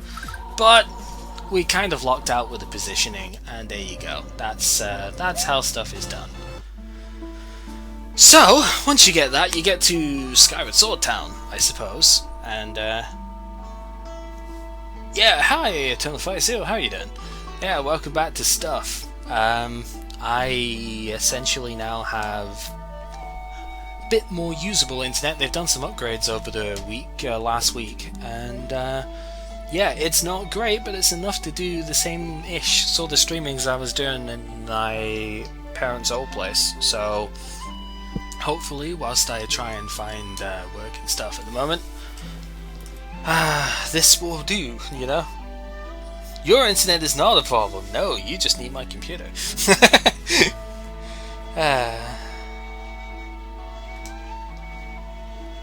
Yeah, so, encrypted stuff. Should we be here? Yeah, this is like Secret MacGuffin Town. There's a secondary MacGuffin set that we need, and that's what we're gonna get from these. 19 deaths in the first world. That's more than I wanted, but whatever. I think I was at like 12 deaths or something in the LP. I might have died a bit more to the Kaizo jump room though. I forget. Yeah, there's absolutely no danger in this room. This is, I think, the only room in the game where you cannot die without using Force Game Over. Also, plot stuff, I guess. It's subplot stuff. Great beasts came from the heavens, sent by the gods, wanted everything. Yeah. So when you get down here, also there's lifts to get back up. When you get down here, you have to get the instrument thing in there before you can actually leave. All of these are other exits from other nightmare gates. And yeah, we have another internet's mod, so we're getting 20% more money now. And we have the Full Moon Cello. So we're getting Link's Awakening instruments, basically. Yeah, we were trying to get PhD stuff. I'm looking for a project at the moment, but I haven't had any luck in finding another one yet, so that's a thing. And then we're back here. So we didn't actually get to go here just yet because we weren't able to get into the temple, but you can see by the open chest, this is where we were at the start of the game. When I came down and got the chest and then save loaded to get past that guy because he's a dick and does like 6 damage. And we're now actually conveniently where we need to be for the hammer burst. So that's cool. We also have an AP level up, which is fine. If you can kill these guys in quick succession, then definitely do so that you can get into the city here super easily. So we're not in the city yet because we have one more field to go through. Yeah, huge expansive mass. We will be dealing with this later. It's really cool. It goes super high up. Yeah. Rude!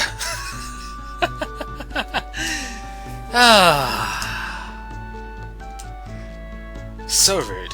So yeah, we have stuff to deal with. Except, oh no, these aren't Mario enemies. We can't actually fight these. We don't have stuff for it. Well, we can't fight them, but the birds sure can. So yeah, we have to kind of use the birds. Now, as I mentioned earlier, Claire cannot actually disrupt the birds, so you really need to use Jerry for that. So the idea, at least for me, is to let Claire basically establish a whole bunch of birds in the area and then scare them all at the same time with Jerry, and you can do a lot of damage that way. So yeah, interesting challenge, I guess, of fighting without having tools to fight with. We could go down there, but we can't progress in that direction yet, and we can't go up yet, so we have to go towards the city, jumping over the enemies we can't deal with, and oh no, the city's been taken over. Birds, indeed. Yep, city's been taken over by the virus spots, so yeah, it's kind of icky. Trying to remove threats to itself, and the city, of course, is a threat, so that's it. Jeremy knows more than that. So the city is, well, Central City is where humans and stuff live. So bots and humans, basically, we're going to get explained here, but there are humans that were sucked into the program, and then bots are anything that the program created, so AI basically. And that's what all the enemies are, that's what all the NPCs are that are not generally named. Some of them are named, of course, but they tend to be actual game characters at that point. And Yeah, not an RPG world, so the objective is to get rid of the bots in the city. Inactive defense stuff, yes. Yep. Whatever. So, yeah, there's stuff in town and we can't get rid of them. There is a teleport stone here though, so that's pretty useful. And we could buy stuff. I never actually explained these before, but essentially you can use money to buy your recovery items to fill your bottles up. So that's nice, but we don't really need to deal with that yet. This place is not going to be useful for a while. There is actually a heart piece all the way at the top, but we can't access that for a decent length of time yet. But this house is actually important, so plot time! Once again, full-on plot. Spoilers, there's somebody in the back there. Yeah, so this is another human, and you two, who is this with you, blah blah blah. So Claire, stuff happens, and yeah, this is somebody that they knew in the outside world. So yeah, I'm gonna take a drink real quick whilst this goes on.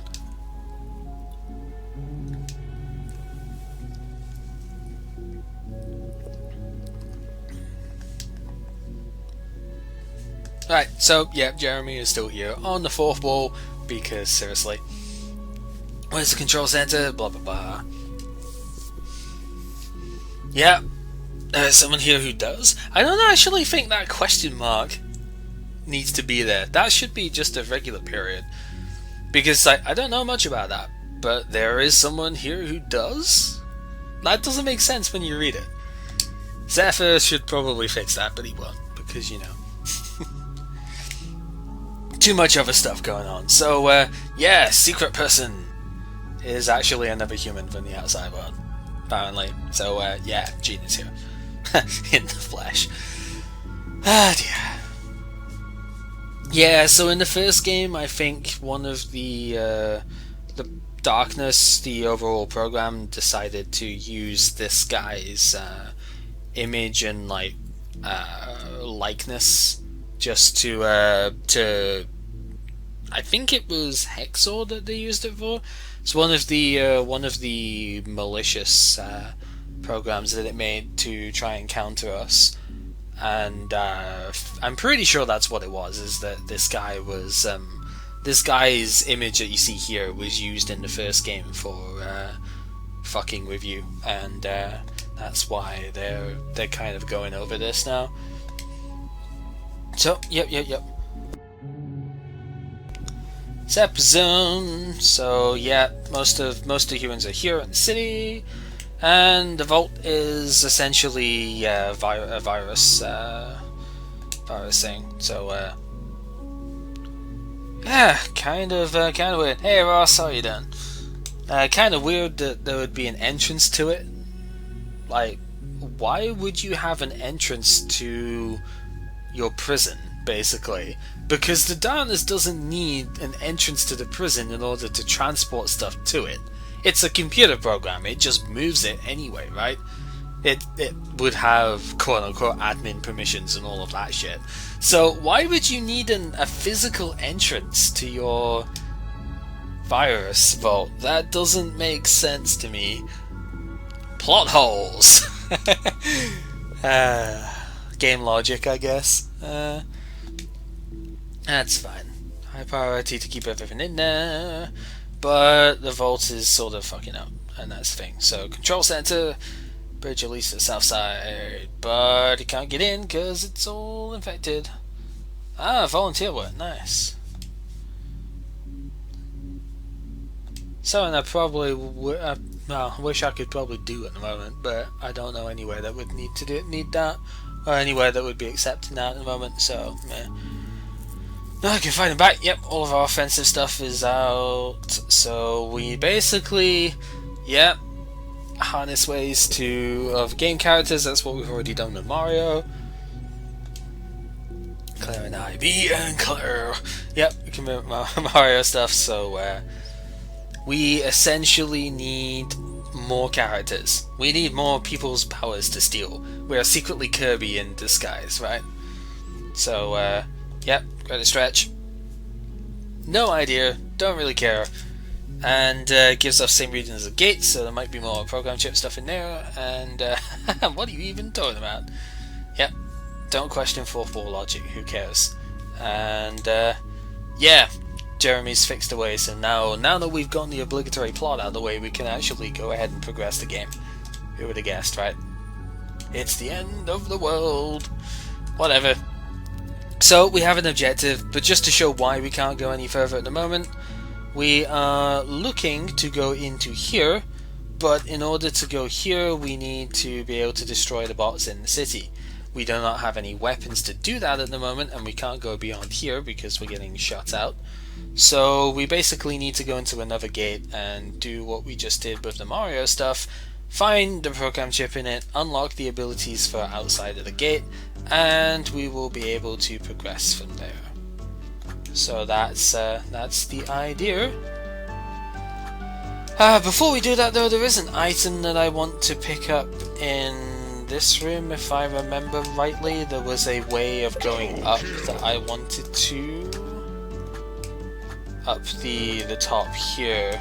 Because now that we can jump on Mario enemies, we are able to get another item by We're able to get another item by traversing across saying, damn it, Goomba! Oh, and see, there's explosion damage coming in there. I am just getting my proverbial shit pushed in right now. Whatever. Yeah, we can jump on this guy now. So by doing that, we're able to get over to here, and then we jump on that guy to get up, and we jump on the Goomba so we can get up the top here, get ourselves a quiver. So we increase our arrow capacity that we don't have yet. Spoilers, there's a link set coming up soon. And we get some money as well. So, good stuff. Dude, that guy just got destroyed by the birds there. Oh man, Jerry, you and your bird scaring. Yeah, Goombas can get killed by them as well, so that's the thing. Even though we have like Mario abilities and we can jump on the enemies, we can still kill them with other means, so that's something that's useful to keep in mind.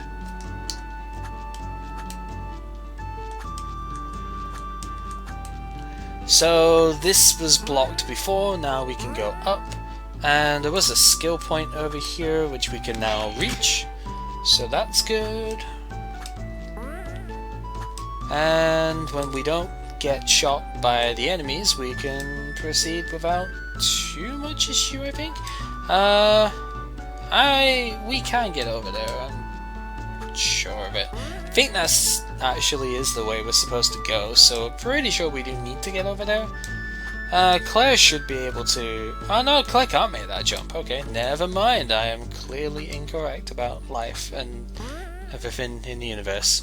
No, we go up here. Okay, so that's fine. No problems doing that.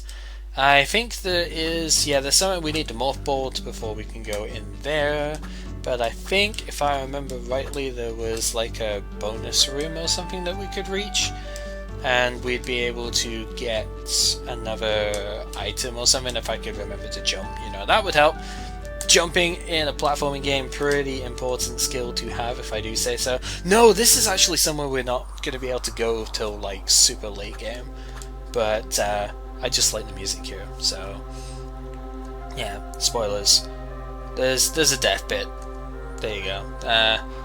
No secrets, just death, right? Totally. Let's demo that, because we can. Yeah, there is nothing there. So, save low, because I am not going to take that death there. But yeah, that's a level for much later in the game. And, well, it's good to confirm its existence, right? So there's another teleport thing here, and there is a rock. This rock you can push, and we need that for a quote-unquote puzzle. Why did I jump into that? Need it for a quote-unquote puzzle to get a heart piece here. And that means we only need the one more, and we will have extra hearts, and then I just jump into a thing. So, heck yeah. You can't tell me what to do, game, except it kind of can. But, yeah. So yeah, that's the heart piece, and then that's my health being refreshed by dying, which is pretty great. And now we go this direction up, And there's another gate. Wonder where this one will take us. We shall find out right now. So, we have Jerry here getting a new power from Link.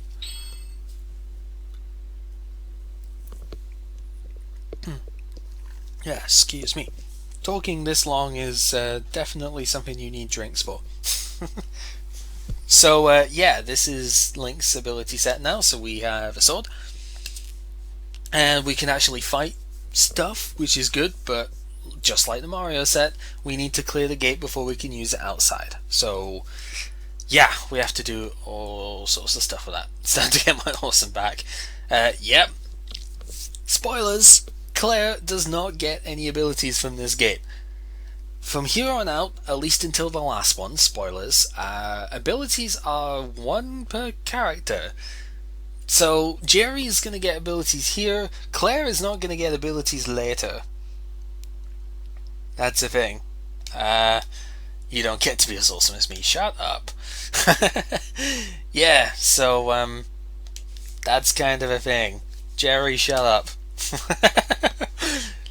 Yep. Said I wouldn't know. Ciao. Shut up. That doesn't make sense either. Come on. Of course he would say that. Gamer rage. Oh god, Claire is getting pissed off so much here. Yeah, you can't actually use Claire in this gate. So yeah, what's up with that? Yeah, Great Palace, blah blah blah, that place again. This is Zelda 2 Land after all, so yeah, pretty sure it's gonna be worse. And Claire's like, Jerry's gonna have trouble, this might be fun. Yep. Zelda exploration, gonna happen. Yes, as I said, Claire cannot be swapped in at all. Ouch. Useless because no abilities. That's just rude. I never do that, right? So, we have a sword. It has a ridiculous range as well, so it's pretty cool. Yep, we also have gate stuff here, which is fine. And we also have access to our level 2 skills now. So, gate 2, we have 18 SP because I've not been spending them on this skill. And yeah, we have access to stuff in here, which is pretty good. So, the things that we have, we can increase the stun time of the sword, which is really good. Sword actually has a lot of stun time anyway, so increasing this just means that enemies can get stun locked really easily, which is nice. You have bomb cooldown. We actually only have access to the sword at the moment, so we can't really use that yet, but it's still a good skill to have. You have a general purpose damage up for Jerry, which is really good. And you have this skill, which you need level 2 Swordmaster for. This is what we'll be getting, at least at first, because come on, elemental resistance up for both characters. It is extremely good. So that's where our first 11 points are going to go. And from there, we're going to get the damage up, and I think I'm going to do what I usually do with this, and before I do the damage up, I'm going to increase my bomb cooldown stuff. We might not have access to them just yet, but we will get access to them, you know, before halfway through this gate. And it's just extremely handy, because these things take about 4 seconds to reload normally, but when you max the skill out, it takes 3 seconds. So, yeah, it's one of those things that you really want to max this skill. It cannot be overstated how useful that skill is. Damage up is really good too, but you want to have your cooldown first. That's just obvious. Now that we have an ability set, we can have a look at them here. So you get to see a little bit about the power and stuff. Master Sword has a base power of 100, but you can see the number on the right is actually how much damage we would be doing because of the modifier to Jerry. We did get 1 point into the skill that gives us more damage, 2% more damage, so makes sense that we do 102 damage instead. So good stuff. So, Zelda 2 Map Town, it's pretty great, and well, that was not a random encounter, that was not a fixed sort of encounter like Zelda 2. Yeah, random encounter stuff isn't really working too well. We'll fix that for later. So, yeah. Anyway, spiders, they're spiders. You can hit them. The range on the sword is absolutely ridiculous. But it does have a blind spot in front of you, so that is something to keep in mind. Also, Octoroks, they exist, and they are kind of annoying, but it's okay. We can deal with them. Also, notice there is an air bounce. This is kind of a very DT thing. There's an air bounce when you attack enemies with the melee weapon. So, yeah, that's the thing. I should mention actually, Ross, since you've not been looking at this, the bottom left-hand corner is actually the window, like the top bar that you see, you know, when in window mode and whatnot. That's actually what the top bar is saying. So, yeah. it's a thing because you don't normally get to see that I've enabled on stuff that way, so it's cool. Just so you know, it's like an actual thing for it. So the first time when you do random encounter stuff, if you actually have an encounter on the road, then you actually have an upgrade the first time you do it, so that's pretty good. The level increase just does more damage, so you see now we have a base power of 105, so we're actually hitting 107 damage at the moment, which is good, and we can break pots. So all of these pots in the game have hearts in them, and that's pretty great. There is a secret here, I don't remember exactly which tile is in, there we go. So this is something we get a hint at later, so don't worry, this is just a super secret, like, it looks bullshit, but we would get hints for that later on in the game. So, here's town. Towns are town-like, as you would expect. Townsfolk can tell you where to go, no spells or abilities, not a chance, man. That'd be way too much luck. So, this town's called Nowhere. It's, I run so fast! The townsfolk are silly, as you would expect. Yes, you were counted down and bounced, that's what I've been saying just now, which is pretty useful.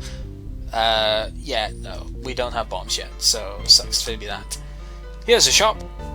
And this is the one item that I couldn't remember where it was in the base game when I was doing stuff before, so this is the only piece of equipment in the entire game that I missed in my first playthrough, which I was kind of sad at, but I didn't even remember there was a shop in this town. So, yeah. Anyway, golden bow is what we're going to get here. This is an extremely good item. When we do get arrows, we can have our regular arrows pierce as well. You can charge up the arrows so they fly further and faster, and those arrows will pierce enemies. But this makes regular arrows pierce enemies, and that's extremely powerful. You can also have a basic damage upgrade if you want, but yeah. Yep, Desire Sensor Gauntlets is a thing. Did I actually say Desire? No, it's like Gauntlets of Desire, yeah, so Desire Sensor Gauntlets, yeah. So, there's chickens. You can hit chickens. But if you hit them too much, chicken warfare. Yep. So you will die by chicken if you hit them too much, as you would expect. Creepy man. You look exactly the same as the other dude. Whatever, there's also a vending machine if you want to buy stuff from that. Oh dear, Blue, that's a shame. Yeah, you'll probably like this world a lot, Blue, because, you know, Zelda 2 Town and all of that. What were you saying? Awesome points don't... Oh yeah, awesome points, they're just your regular, like, Mario score and whatnot. There are secrets everywhere, yes, we know. Also, we can't get up here yet because we don't have the jumping capabilities. We will be able to by the end of this game. With the exception of Gate 3, every single gate that you come across, you can get every item on the first go. Not always before you get all the abilities of the gate, but you can get all the items in the gates before you proceed. Okay, so With that done, there is a forest, and it's shaped very suspiciously, right? So in the middle of that, there is indeed a chest. Yeah.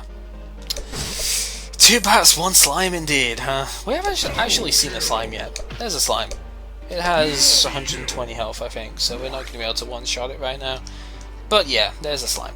Was there anything in this corner? I don't remember. Doesn't look like it. Okay, so that corner there's nothing. Some of these encounters have health in them, so that's kind of neat. There is, I think, something in the top corner though, here.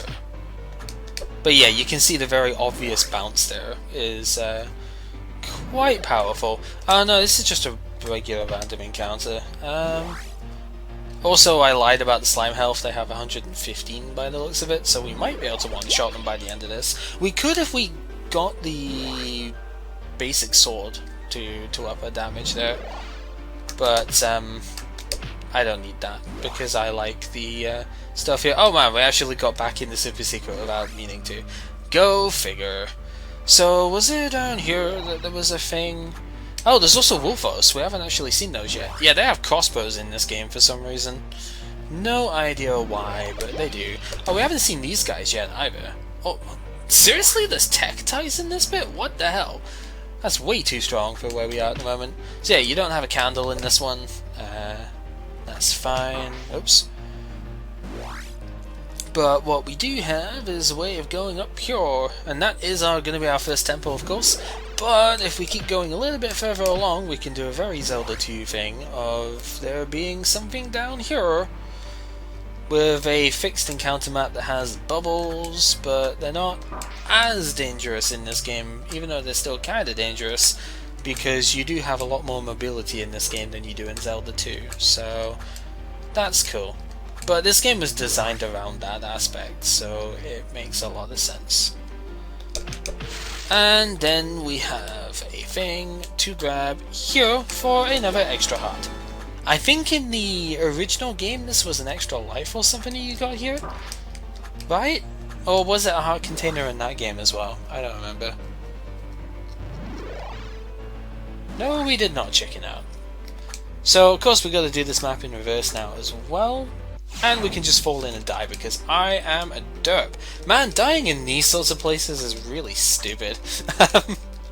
Not gonna lie, it's really dumb dying in a place like this, but whatever. Sometimes you just slightly miss the jumps and shit happens.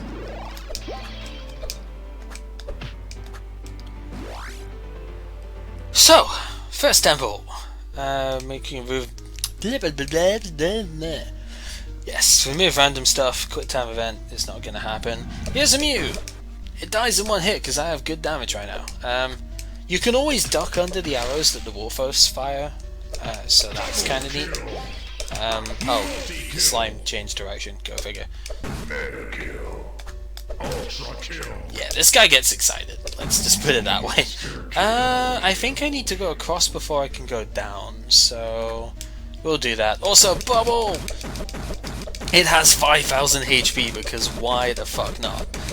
It has a crippling weakness to bombs, but I don't have bombs at the moment, so yeah. This is obviously not worth it in terms of killing this thing for ages, but you get an achievement for it, so whatever.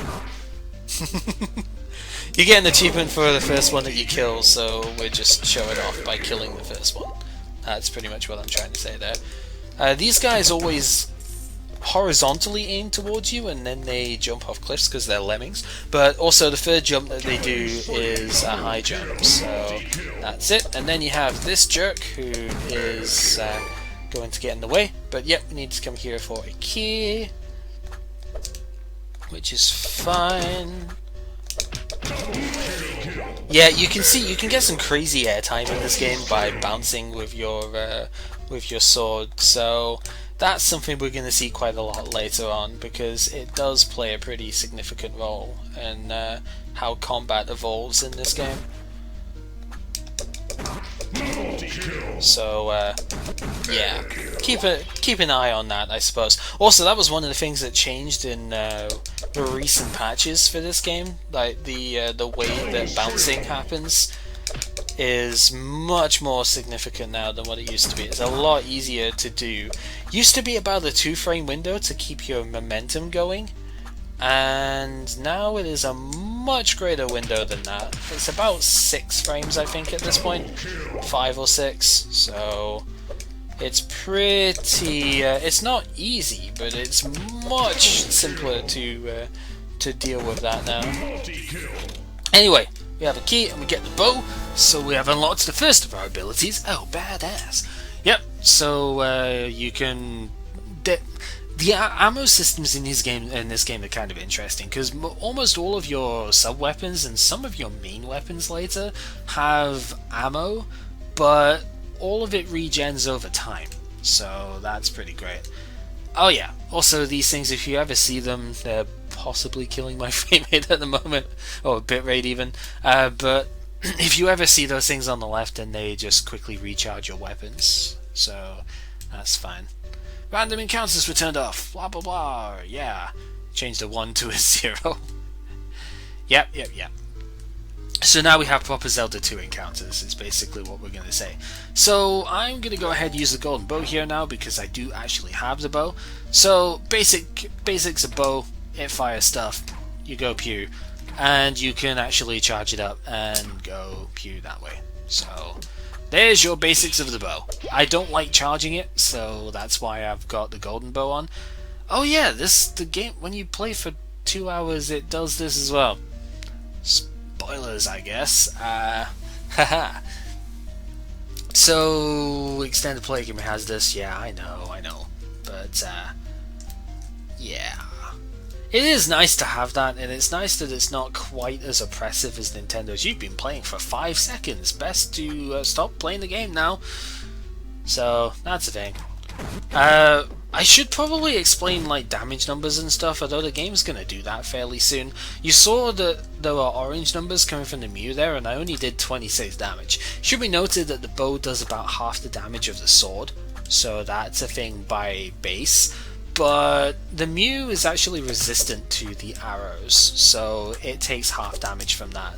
If an enemy is weak to the arrows, then it will be a green number, and that will do double damage. They don't have to be just arrows, it's all damage types.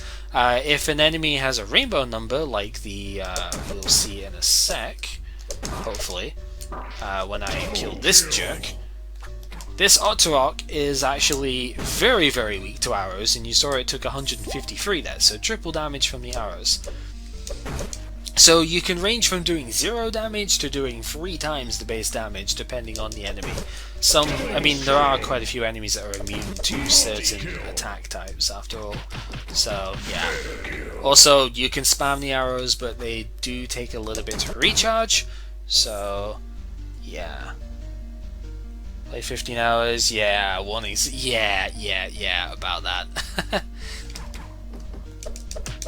Also of note, you can aim arrows downwards as well, although it does get a little bit awkward to sort of hit things with that. And here's where the golden arrows are good, because the golden arrow, well, if I could actually hit both at the same time, you're seeing that my arrows are going through the enemies at the moment. If I didn't have the golden bow equipped, they would not do that, so it's really handy for taking out like swarms of enemies. I need to kill the Otterok before I do anything else, and then we should...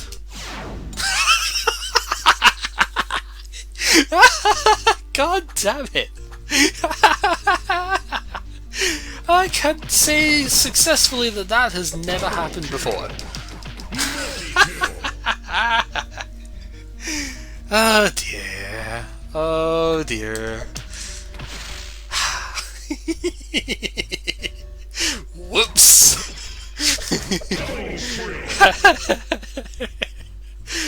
Well, sometimes that kind of thing can happen, and that is why it is funny to stream this stuff. So I think you needed to go up first because there's a key at the end of this room. So, yeah, that's kind of why I wanted to go here first. that guy can just jump off for like a... Double kill. Those more mules, they kind of don't really bother me at all. Stuff on here... Podobo! Really? Stuff on that bridge would kind of annoy me a bit more. Let's just duck under that. This guy doesn't really care about arrows, but the guy behind him sure does, so whatever. Actually, no, I think it was the mule that was resisting the arrows there. So that's kind of a thing. Killing spree. But it's okay, I got hit in the... Holy cheating fireballs, Jeremy! Wow, they're not exclusive to Mario. I actually didn't even know that was a message there. So that's kind of funny, to be honest. There we go. We've encountered a message that I did not know existed. So yeah, if you die multiple times in the same area, sometimes there will be like joke messages and stuff that come up. So, oops. Yeah. So that's the thing.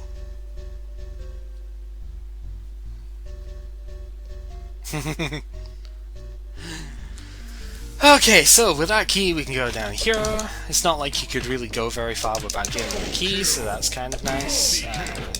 And just in case you didn't have the arrows yet, because you could actually go in this direction without having arrows, we have a thing there.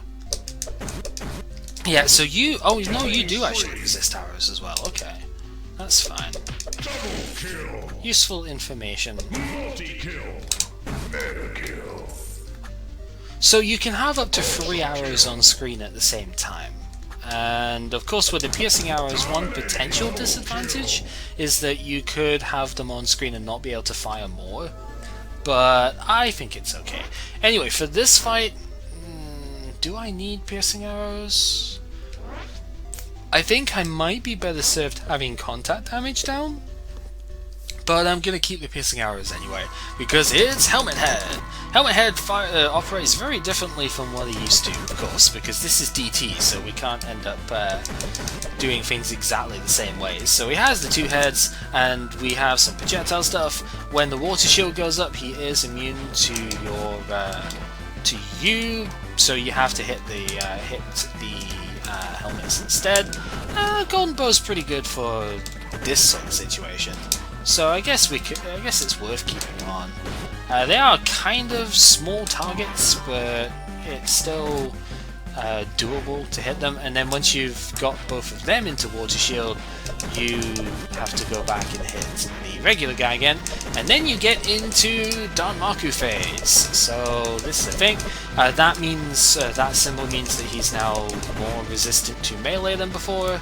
And now we have to hit the helmets in this situation, which is a little bit easier said than done, but it's not too bad. Because, well, as long as you don't like high jump like that, you should be alright. And yeah, we actually hit that one entirely, so that's fine. I am taking a bit too much damage for my liking here, though. Oh, really? He actually hit me there? Damn it. Sliding is a good way to go. We'll get to that, I guess. I don't know. Yeah, I guess because you could probably slide under the... Can you? No, you actually can't. Okay. You lie! Sliding is not a good way to go. So, I think the idea was that you were probably supposed to, like, charge your shots or something in order to hit them from the corners, but I just don't really like that as an idea, you know.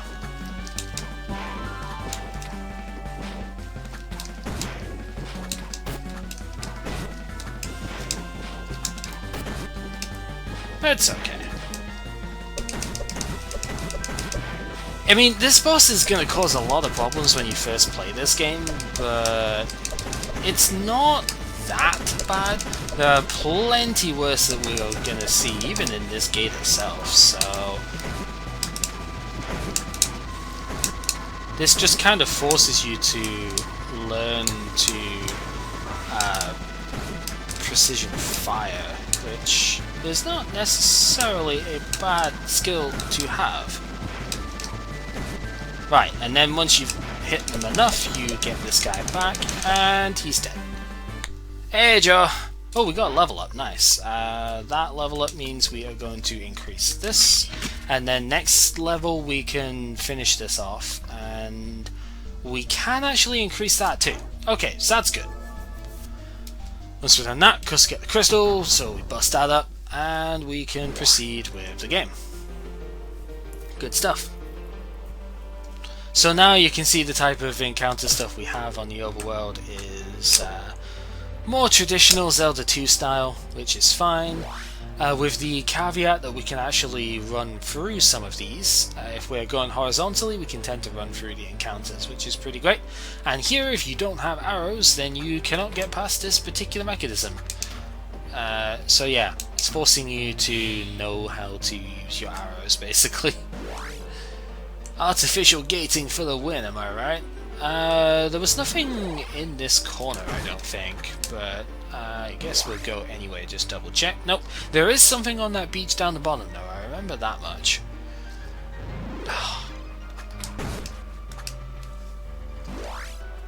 Internet behave, oh dear. Yeah, this channel has life again, kid. It's pretty great. How are you doing? So, once we are done dealing with these jerks, we will be able to get ourselves an item in this totally not super secret area. What are you talking about? There's a thing. Snipe the dude. See the platform on the water here. And wow, almost getting hit by the Artwork. If I could actually hit them, that'd be nice. And we get ourselves a quiver upgrade, so we have one more arrow. I think we get somewhere close to 20 arrows by the time we're done with this gate, which is pretty good. First time seeing this game and you're already confused. It's a game about games, basically. And we are currently in Zelda 2 Town, because freaking Zelda Town. Oh yeah, we have to go across that. I am not going to do that just yet, because I think, if I remember rightly, yep, there's a thing up here. And we need to go into that. So that's pretty great.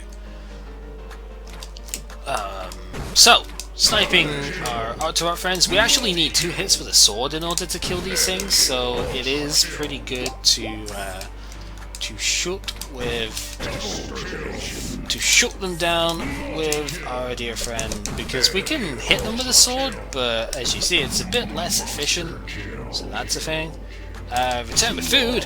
Oh man, food is good. I had pizza for my food today. It was very tasty. And you can see this is where the golden bow comes in handy. At places like that, you see I just kind of nuke all of the things at once, which is good. So we got more capacity for our arrows, which is very nice. Can I? Yeah, snipe them both with that.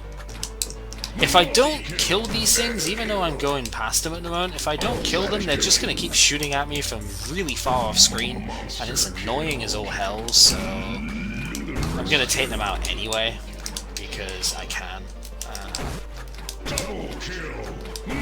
There we go. Alright. So, we're going to the temple down there. I forget if there was anything else I needed to do in this particular map, though. I get the feeling there was something in this top corner up here. Yes, there is. So, more secret areas, more items to grab. That is the main thing with this here. Don't forget the sneaky camo Octorok there. Not really too much of a camouflage unless you're colorblind, at which point that would be a pretty nasty camouflage actually. You can see there's a platform here, there's a couple of Octoroks there. There's actually a third one that just sniped me anyway, and you get some more damage to your bow, which is pretty good.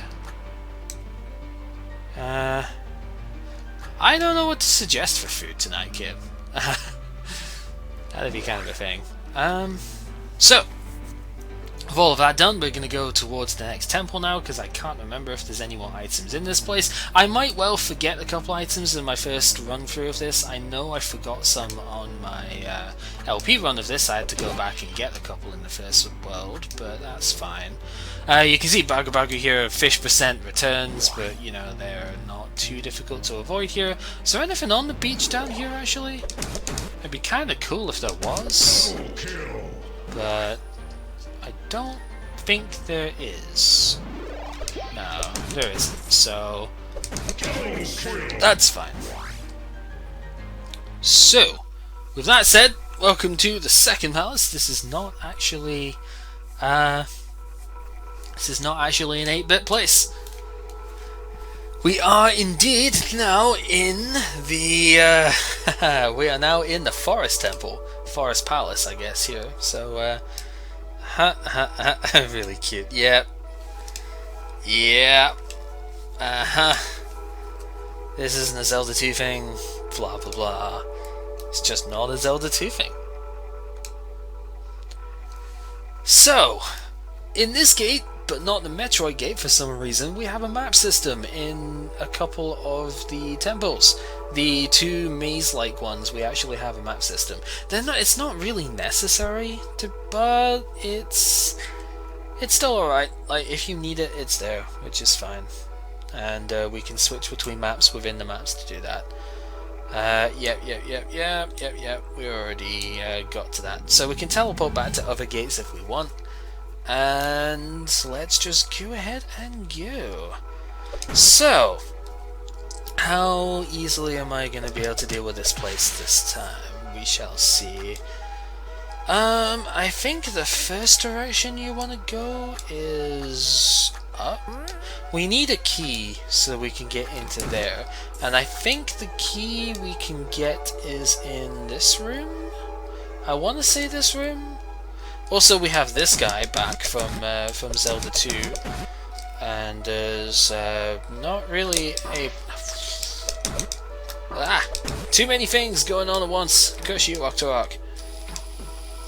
And as you could hear with that, we have chews in this game as well.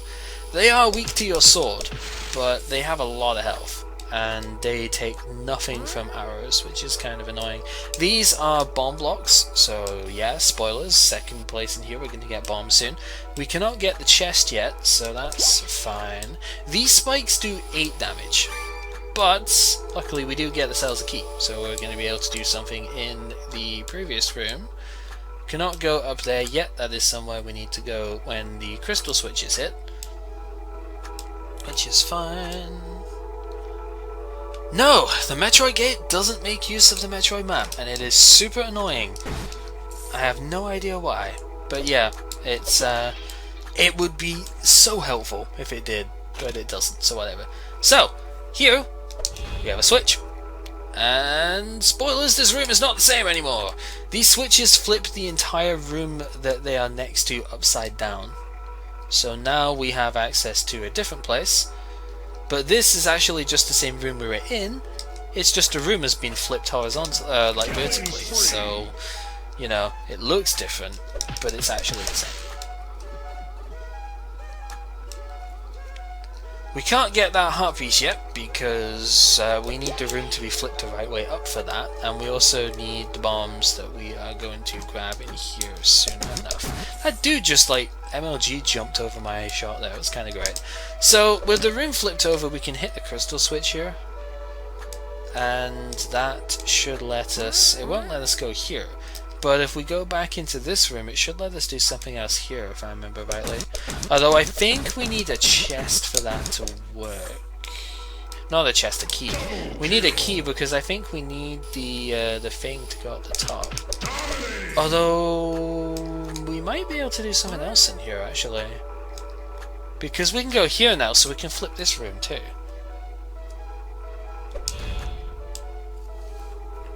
And with that as a thing, we could actually go... Yeah, this is how we would go up, but we need a second key. There's a third room that we can go into, which we'll be able to get the key from. Also, you can't open chests which are upside down. Magic, you know.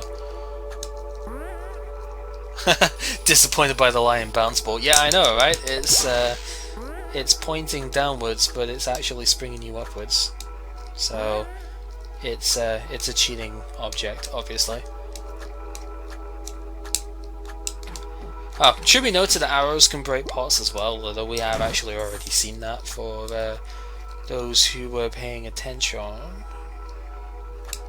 So here we can actually just get right back to where we were, which is good because we can't actually progress with the crystal switch hit in this direction.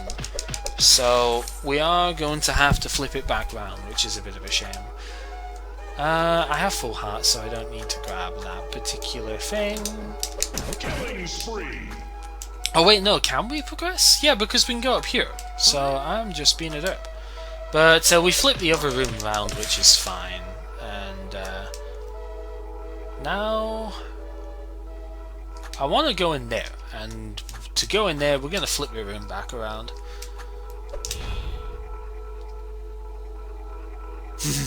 Seiju would indeed like these flipping crystals. Yeah, that is a thing. So, in this room, we couldn't go here really before because we needed the blue switch blocks for that. We can go this way as well. I forget if there's a reason to go up this way as well. We can't get this yet. Actually, no, we can just go around here now. But we couldn't progress anyway because we needed those red blocks on if we were to go up here. So, yeah. And this flips the room around.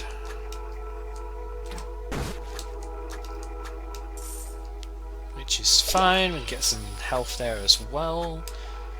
Was there any reason to go this way? I think there was a key maybe over here, which we probably need in the other room. Yep, upside down key is still possible to pick up, so that's fine. And we can get out by going down here. Yes, because we can't actually go up yet, so Killing spree. we need the bombs for that. Right. You still following this? Because admittedly it is a little bit confusing, but yeah, we can't do anything up there yet. We need to go the opposite way around again, which means we need to flip this room back over. Shiny female in K. Yes. Yeah, so that's the way out, so we're obviously not going to go that way, but we are going to take the pipe so that we can go over here and back into room 4, which we already flipped around, so with that flipped over, we should now be able to use that key in the door over here, which we couldn't access before because the rooms were flipped the wrong way over, because you see we wouldn't be able to jump this high up, so we can do that, and now we're in a completely different area, complete with Octoroks trying to snipe our faces. Except, how did that hit? Seriously? That Octorok got wrecked, man. Oops, and then that one just hit me as well, because, you know.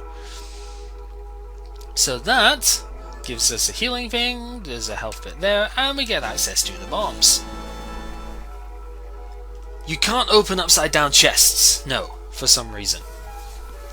No idea why, but magic, that's why. So, we have all of the weapons for Link's set now. And they rock ass, yes. So, these are things that you'll have a difficult time using the bombs effectively when you first get them, but the more you play the game and the more it sort of forces you into doing weird stuff with them, the better you will get.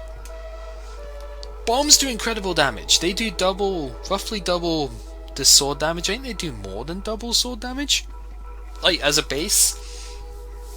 So we're talking at the moment about 220 odd damage.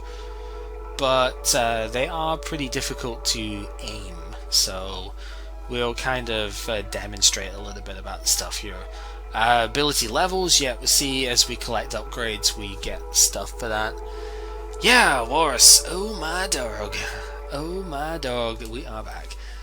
Yeah, so we get to shoot stuff with bombs, blah blah blah. Base damage goes up, who cares? Just find upgrades and power level proportional stuff. Yeah. Alright, so we have a checkpoint. So this is a bomb. Falls into a pit if you want. You see it has a recharge time and it has a fuse timer of 3 seconds. And it will come to rest wherever you want. You can hold up and you can fire it in upwards direction. You can hold down, of course, and fire it downwards. That's a bit more, that's as much as you're going to be able to place it. And you can manually detonate it by pressing the bomb button again. However, that doesn't increase the rate at which you recover your bomb. It just means that you detonate it faster. Now you see there's a smoke. If you get into the radius of the bomb explosion, then you get smoke around your feet, and that smoke lets you jump higher. So you actually do have a bomb jump of sorts, and we will be demonstrating the usefulness of the bombs and stuff in a fight with the Stalfos, because obviously they are resistant to your sword, so you really do want to use the bomb on them if you can. And in order to fully kill them, just like the Stalfos in Link to the Past, you need to use the bombs. So yeah, they're also immune to arrows, so you really, this is just bomb tutorializing, obviously, so that's fine. I don't know why you now have to fight 2 of them. This seems a bit superfluous to me, but what do I know? I am not a game designer, even though I could probably actually do a pretty good job of that at times.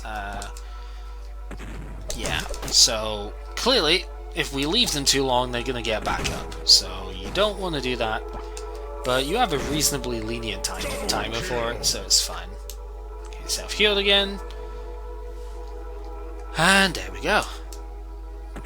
So one of the big challenges with the bombs is to make sure that the timer is right on them in order to actually kill stuff. It's a little bit awkward to try and hit these Octorks with the bombs. So really, but you see, it does a lot of damage, so you can kill stuff like this pretty easily.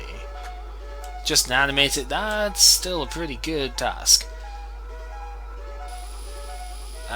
Right, so yeah, I'm looking to do generations in July, but we'll have to see if I can afford it when it comes out, you know. Anyway, if you want to bust the blocks here, you can. So that's a thing. Do I need this rune flipped still? I'm going to say yes. I think I do. Clearly we have bombs, but we still need to do the rest of this place because we do need to bust the crystal that's at the end of here. Also, these guys are weak to bombs, so if you can actually hit them with the bombs, then they will die in one shot, because they take like 600, no, not quite 600, it's like 550 damage or something they take. But they can be a bit awkward to hit, I guess. But there you go. Oh, 449 at the moment. It's I'm used to having stronger bombs.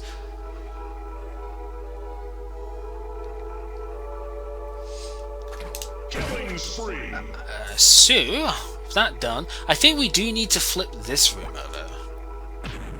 See, these guys don't quite die to one bomb yet. Yeah, we do need to flip this room, and that is so that we can get the heart piece in here.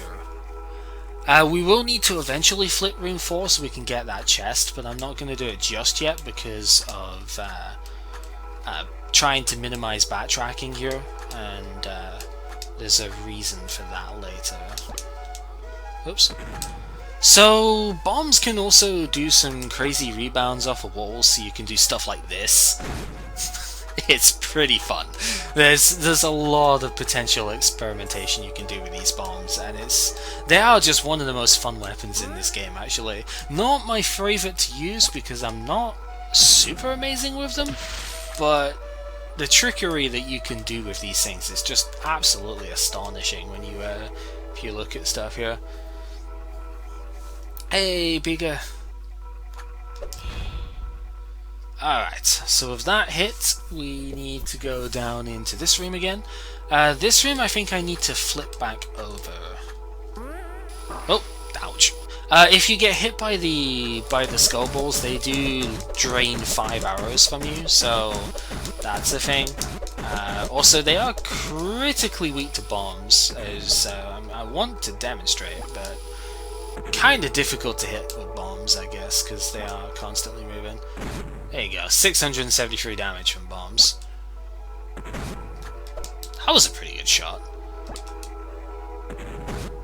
So you don't always have to hit them with the. Oh, that's not gonna work. You don't always have to hit them with your sword in order to get the stuff there.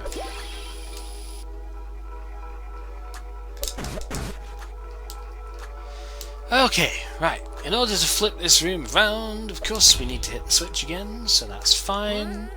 And now that we have access to bombs, a couple of things open up in here that we couldn't do before. Because now, I believe is there a crystal switch in this room? Actually, no, there's not. So we need to find... Oh, whoops. Ah, we're gonna get our face smashed in. We need to find a crystal switch here. But we can go into this room down the bottom. Most of these guys are not weak to bombs, but they are definitely susceptible to them. Like, unlike arrows, which do literally 0 damage to them.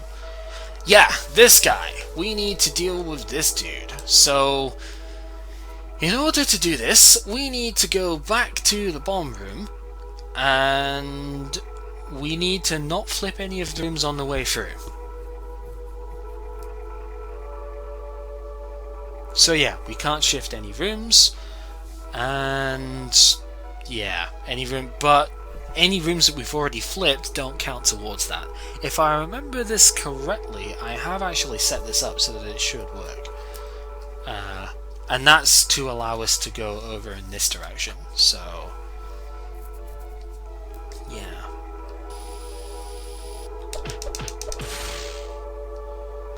Hey, don't worry about it, man. Honestly, subbing is really not the be-all and end-all for stuff that way. Right, so with that done, we can actually hit that crystal switch without flipping the room now. Because we have access to bombs, bombs are a wonderful thing. And there's the blind spot of the sword, by the way. That guy got within my range and I could not actually, like, deal with that. So let's just nuke that guy so he doesn't hit me, and if we do this, that should not quite hit the switch. Okay, need to be a bit closer. Not that close because it bounces off the wall, okay. A bit closer. There we go. So that flips the crystal switch, which means we can now bounce up here, which is fine. Grab ourselves the health whilst we're at it. And with that done, we can get to this room, and this room is still flipped, so we'll still be able to do what we did before and reach where the locked door was, which will get us into the place where the bombs were, and we will be able to deal with that. We do need to hit the crystal switch again, I think, but that's why there's a crystal switch over here that we need the bombs for, so that's fine. Just shove a bomb in there.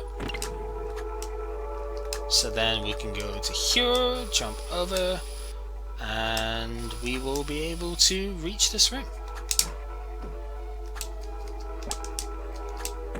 Oh, okay. I don't have the blast radius for this yet. Of course, we've received one increment to our blast radius. Haven't picked up the others yet, so I'm still used to having larger bomb stuff than this. I get here, some else actually sell. That'd be interesting. That'd be very interesting.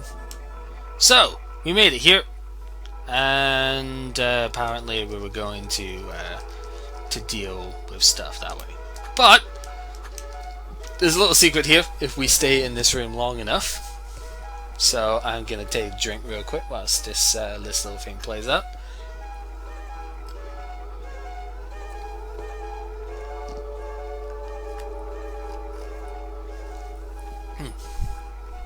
You do that. Spoilers, there's lots of explosives. There you go. So yeah, those explosives do like 7 damage as well, so it's quite damaging, but it shouldn't ever kill you, because, you know, there's a healing spot here. So basically we did all of that just so that we could go ahead and go back. And now we can go to the room where we saw Dylan Depoe, and we can basically grab ourselves the exit to this place. Fight ourselves a boss, do all the usual fun stuff that way. Before I do that, I'm going to flip the room back around here so that I can get the chest. Now that I have this, obviously I can't jump high enough for that, but if I use the bomb jump, then I can jump higher and I can grab the chest. We do need the items from the other rooms as well though, so we'll be hopefully trying to get those on the way past too.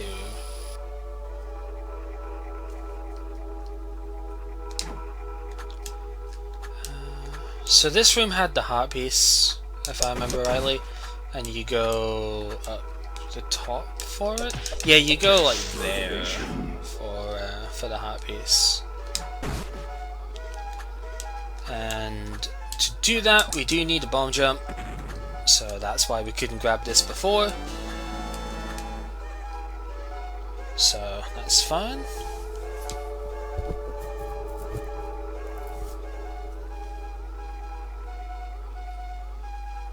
Oh well, hopefully you'll be able to sort stuff out with that then, because that should be good. And then you get to say you've worked on stuff, right? And it'll be super neat.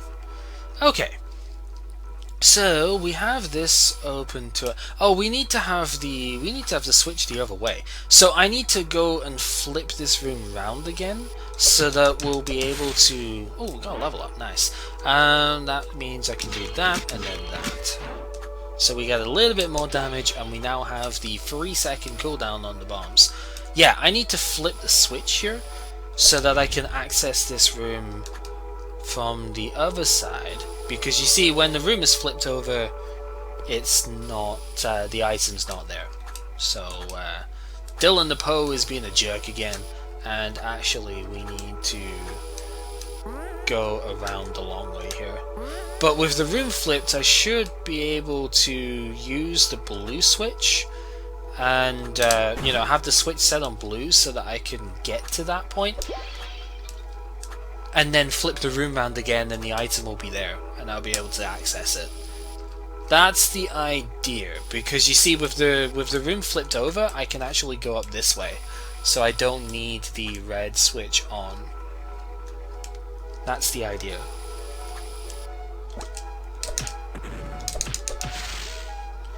So of course I just need to go ahead and hit this switch again.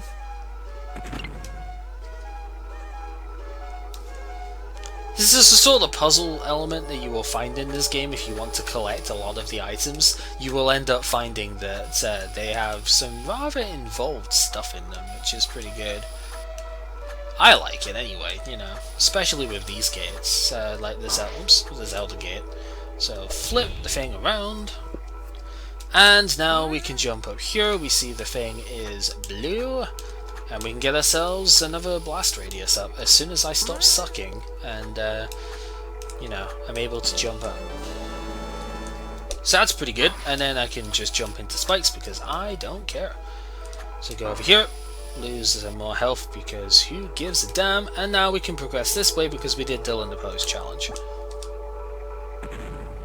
So, to kill this guy's also weak to bombs, so I would have had that if I didn't actually let that go early. There you go.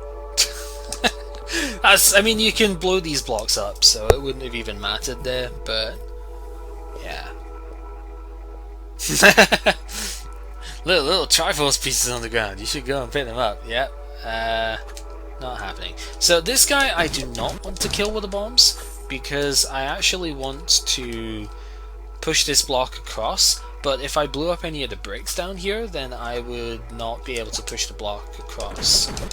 And the block is needed to get up there, because even with a bomb jump, you are not able to make that jump. So, yeah, you need the thing here. So that's fine. I don't remember if the Muse actually care about bombs at all. Oh, wow, that rebounded. That's weird. Go, kill that guy off. Oh, and then you have the Tower of Octoroks, because, you know.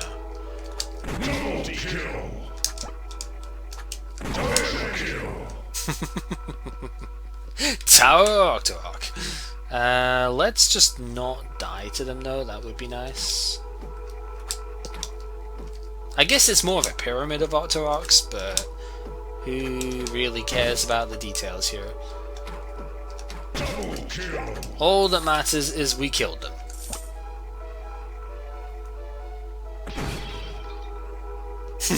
You know it's a Legend of Zelda dungeon when plot pushing puzzles are involved. Too true. Also, this guy is not going to be an issue. We do need to bust these blocks beforehand so that we don't fall on the thing there. And a bomb jump would let us get the bomb damage up thing here. So we'll do that, and there you go. So that, I think, is all the items in this place. And now we have bomb time. And then by bomb time I mean boss time. Using bombs, of course. So, welcome to Dead Hand, because Dead Hand is totally fitting for Legend of Ocarina song thing, right? So, Dead Hand will come out of the ground here, and he's actually weak to melee whilst he's in the air, so that's kind of cool. You can... oh, I actually can't forget, I can't dash, so that is something I need to keep in mind. And now we see Dylan the Poe come in, because Dylan the Poe is a jerk, and once he has a flame involved, he alternates, like Dylan the Poe alternates between firing directly at you and firing along the ground here. And basically you need to kill Dylan before you can start killing Dead Hand again. Which is what we're going to try and do now.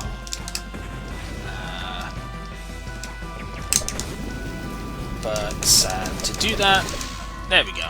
Killed him off.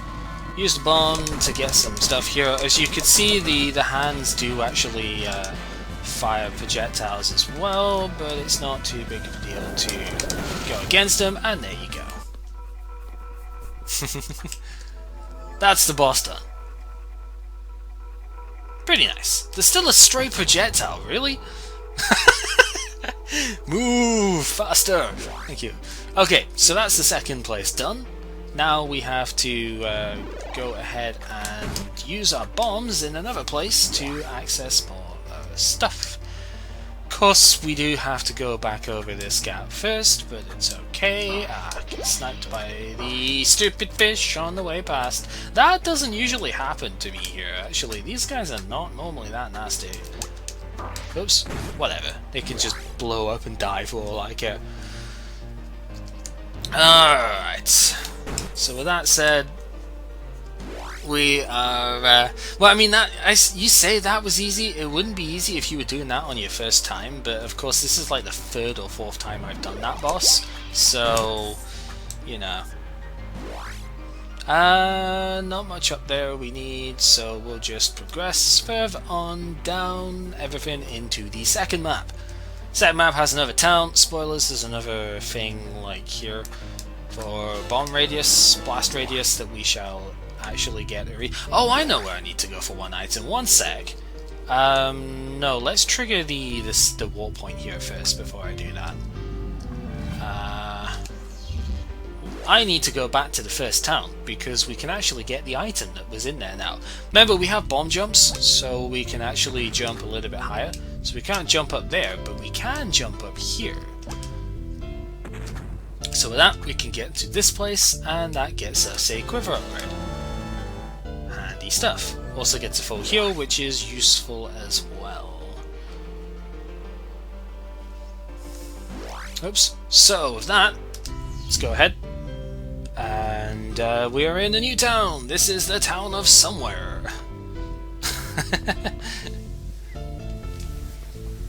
Okay. Crossfire holds a secret. We'll get to that in a sec. Yes, this is the bomb jump that we have already described. Corner of Maze Ocean is a secret. We'll get to that. So this guy's another shop, and there's some good stuff here. I don't quite have enough money for it. Is the final town everywhere? Maybe. Yeah, I don't quite have enough money for the good stuff here. Ideally, I want to buy the crossbow here. The crossbow, you only get one arrow to fire at a time, and of course they don't pierce like the golden bow, but they do 50% more damage. If the good thing with this is that since the arrow doesn't pierce, if you hit the enemy with this, you can instantly start firing another arrow, because once an arrow hits an enemy, it's not considered an entity anymore. So yeah, you basically use this in order to get more stuff going. Stop trying to bum items off the shopkeeper. What if I want to bum items? If he seems like a nice guy, he might just give me the item, right? You don't know that he's not going to give me the item.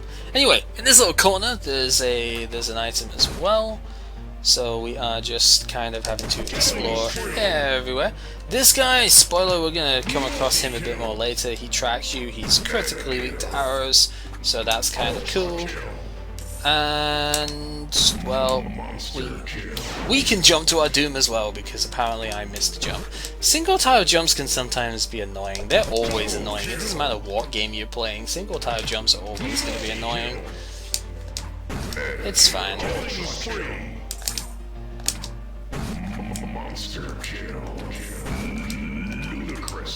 So they will all jump to their doom. Oh noes!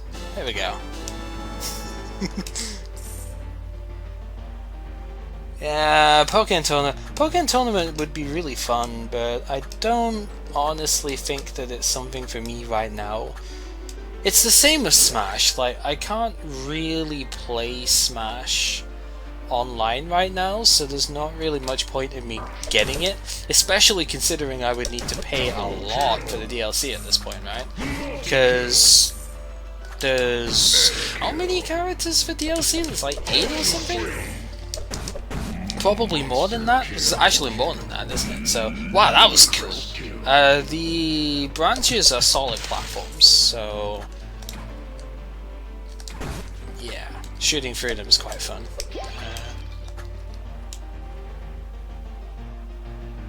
How many of them have been casually falling in pits? About 8 of them, maybe more. Actually, more than that probably. I think it's more like 10 or 12 that have been to casual pit falling. Some of them are with lava and whatnot, so you know, like, it's not always just instant death in the pit, but it's effectively instant death in the pit because lava and all of that was instant death at the time. Most of the deaths have actually been to that. It's been about 5 or 6 to bosses. There was a couple of deaths to Bowser, which was pretty depressing actually, but yeah. So we've come a long way to get our stuff. We're going to get a lot of bonus things here, including a master kill. And yeah, these guys are weak to bombs, and they are like resistant to your sword. They're immune to arrows, and they're weak to bombs. And they're a colossal dick butt to actually hit here. So I'm not even really caring too much. We are just going to jump past them because seriously, Tactites are the worst.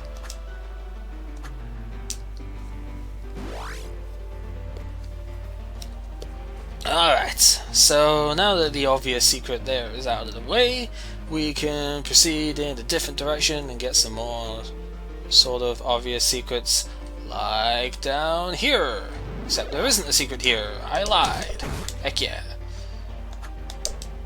I think there's one along the middle of this though, right? No, not even. Okay, that's fine.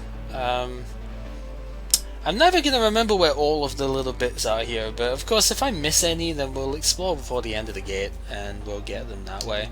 So, it'll get you! Anybody who's played Distorted Travesty 2 will probably know what that means, but as a demo, there's a Sandcrawler. That's an instant kill if you get caught by that thing. So, yeah. He is a returning antagonist of sorts, like from the second game. There was a desert in the second game that had him. Whoa, I am not even paying attention because I tried to read the chat. He lies! He lies! Yep. Twitch delay is not nearly as bad as it used to be, but it still exists, so... let's... okay, that guy's resistant to arrows as well. I can't snipe him on the way down. That's a shame. Obviously enemies are not affecting the sandbot. You could probably make an in-game reason for that, in the sense of the Sandcrawler doesn't react to bots, it only reacts to humans. That's probably actually a reason why it would do a thing like that. But, yeah. Anyway, here is actually not where we're going, but the reason I wanted to do this is because I wanted to teleport her for later. So we actually can't go here yet. This is the final temple of the place, but yeah, you would have thought this barrier would be at the Great Palace. Spoilers, it's not. Things are being messed with again. There's no barrier at the palace. So we have to go to the Great Palace next. It might just want to kill me and only me, yeah, that's true, but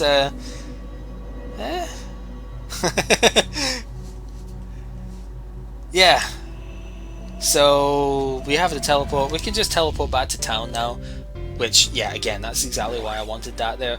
So we have our final destination, but we don't have our immediate destination. But there was one place on the map we did not go, and that was up here. And Tekatites are also. How did I not get hit there? Okay. I'm not going to complain, but seriously, that was weird. Gee, I wonder if we're supposed to go up this way. So, yeah, going towards the Great Palace, summon and screwing with date. This text is actually different if you go up here first. So, that's kind of a thing. Good grip on all of this. Yeah, so if you come here first, there's different text. And it's neat. Oh, I could have avoided being hit by that. Whatever, doesn't matter. You're going to be using arrows a lot in this place. This guy doesn't take much melee knockback. So you really want to be using your arrows to deal with them. So, sniping them in midair is pretty fun now. I was trying to get the upgrade, not the upgrade, the arrow drop there. It's fine. So even though your weapon, your arrow will, your arrows will recharge naturally, you still get drops for them, and that's why you can't just like jump over these guys. Whatever. They do a relatively good amount of damage, but they're not too scary to deal with. And that is where the golden bow comes in handy. You saw I was piercing through, so I hit the Wolfos as well, which is good. Oops. Yeah. Oh, there's a Mew! There's a Mew! There we go. Alright, so, this is not really a town. This is a guy's house. So, sorry, Ross, the last place is called a guy's house. Oh, I haven't talked about this yet. Yeah, this is, bomb stalling. It's a bit weird, but you, it's sometimes hard to try and... It can be hard to tell. It can be hard to tell when it actually works, but there you go. You might have been able to tell there that I actually very slightly stalled in the air there. So I didn't, I'm not falling quite so fast. It's not that useful a skill, if I'm being totally honest with you, but it does have its uses in a couple of select places. Also, this place is dicks. Just saying. I know there are secrets in a couple of places here, but I honestly don't remember exactly where they are. And the random encounters are kind of unavoidable in this area. It's pretty obnoxious. Cheesecake is pretty good, I've got to admit. I don't tend to have too many different cake stuffs that way, but yeah, there's a lot which I do like. I just don't have them very often, partly because I can't afford them. Mostly because they're not always what the rest of the family would have, and when I'm, you know, where I am right now, I kind of need to go a bit with that as well. So it did. I mean, this is the ocean maze thing. It did say top corner of the ocean maze was had secret, so this was actually hinted at by the game. Did that guy just jumped right off screen and is not coming back? Okay, never mind. We can deal with that. I don't care about that. Oh yeah, these guys are really good at, like, the positioning is really nice for, you know, getting jumps that you wouldn't necessarily expect off of them. Okay, one of these days I may hit the Octorox with my bow. That is a distinct possibility of stuff that may happen. Right, so we get that, but if you are observant, you'll notice there's actually more to this place. So if we keep on going on out here, get ourselves a weapon upgrade as well. I do not have any SP. I was sort of trying that, so we'll just save and load save, because honestly, going through that again is kind of annoying. And we need to go back, because this place doesn't actually... Wow, that place didn't have the jumping guys. Interesting, that was a different encounter. I guess that's just what happens as you go further along here. So yeah, we are going in this general direction towards the Great Palace up here. And that's fine. We need to go through a couple of these, just like we did in the Death Mountain of the original game. My neck is getting stiff. Go figure. Chat's talking about all sorts of cake stuff at the moment, and that's pretty great. Alright, so yeah, attack types is finally something that you said I could talk about that. Yeah, this is finally going to get into the details about what attacks that we actually have. Really, yes! Chao is just the best character in this game. So, there are 6 different attack types that we will get access to during the game. You can see the stuff there. As we've already said, everything's got resistance and weakness to particular ones. And we currently have access to normal, pierce, and explode damage, as you would think. So that's pretty great. Damage reactions, yep, you can scan enemies to see that, but I don't care, because I don't generally need to scan stuff anymore that way. But yeah, you can see warmer colours are bad. Guess that kind of makes sense. Hit until they disappear, but you can make them disappear quickly if you pay attention to weaknesses. And you see them on the actual thing as well. Look at that! Look at the mouth on that Wolfos there. Just noticing that. It's kind of great. Elemental. Is it water? Is it lightning? Who knows? Best estimates would be fire and ice. Depends what you want to class holy water as. Because yeah, spoilers, that's totally not holy water there, right? I mean, it's not even a spoiler at this point. You can see that it's quite clearly the holy water from Castlevania.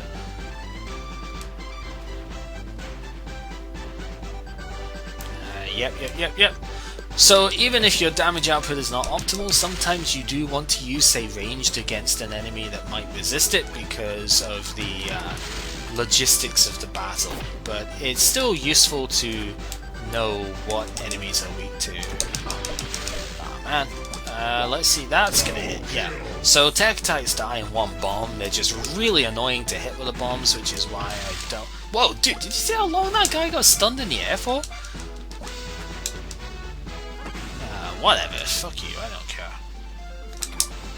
I saw it, and I tried to snipe it, but I was too close.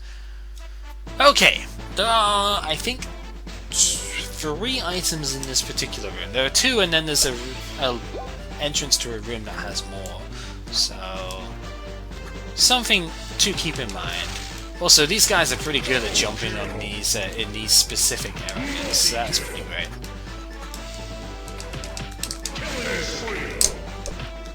Can't quite kill those in one hit yet, which is a thing. Oh, Retro, come on, don't be like that. No, that's way too far away. Whatever. You can see just how many hits the tech type takes, which is why I really don't like fighting them. But sometimes you just gotta make do.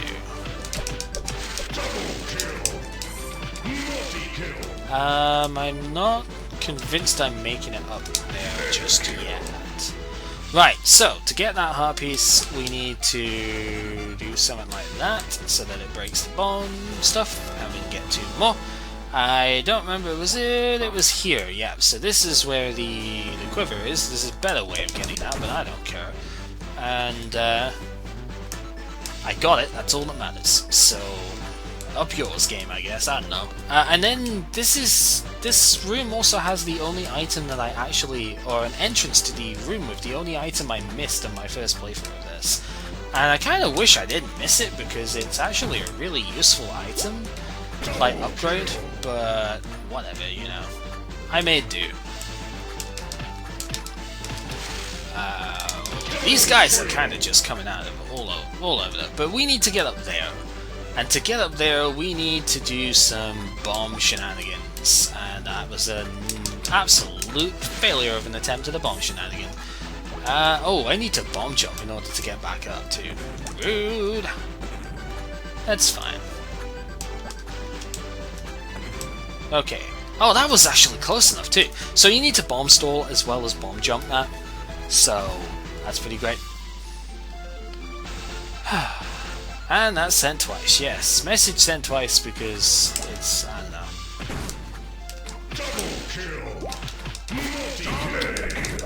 Wow, we shot an Octorok from up here as well. That's pretty great. Sue! This is the item I missed. Rupee upgrade. Like, money increasing. And I'm kind of sad that I missed it the first time. But oh well, what are you gonna do? So we need to lower these enough that we can actually jump up. We still need to lower it by 1 more before we can get up 1, that's fine. And then we need a way of... that should be fine. I just need to position my bombs right. I can always reset the room if it doesn't work, but it will. Right, and then we need to bust those top ones anyway, because I can't get over that otherwise. That's fine, and then we just put it out there. And look at that, a nice neat pyramid that we can jump up and get them on. Nice.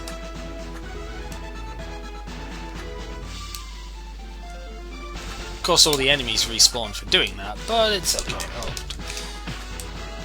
Rude.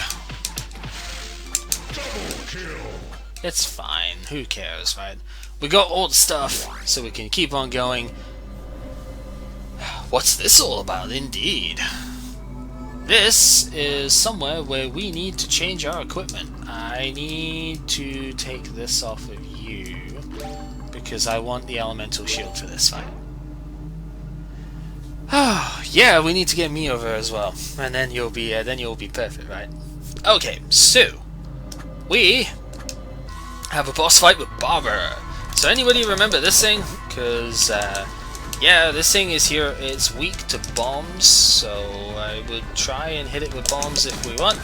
This is actually a surprisingly difficult fight, because it can be difficult to even approach this thing, you know? Oops. Because it does that.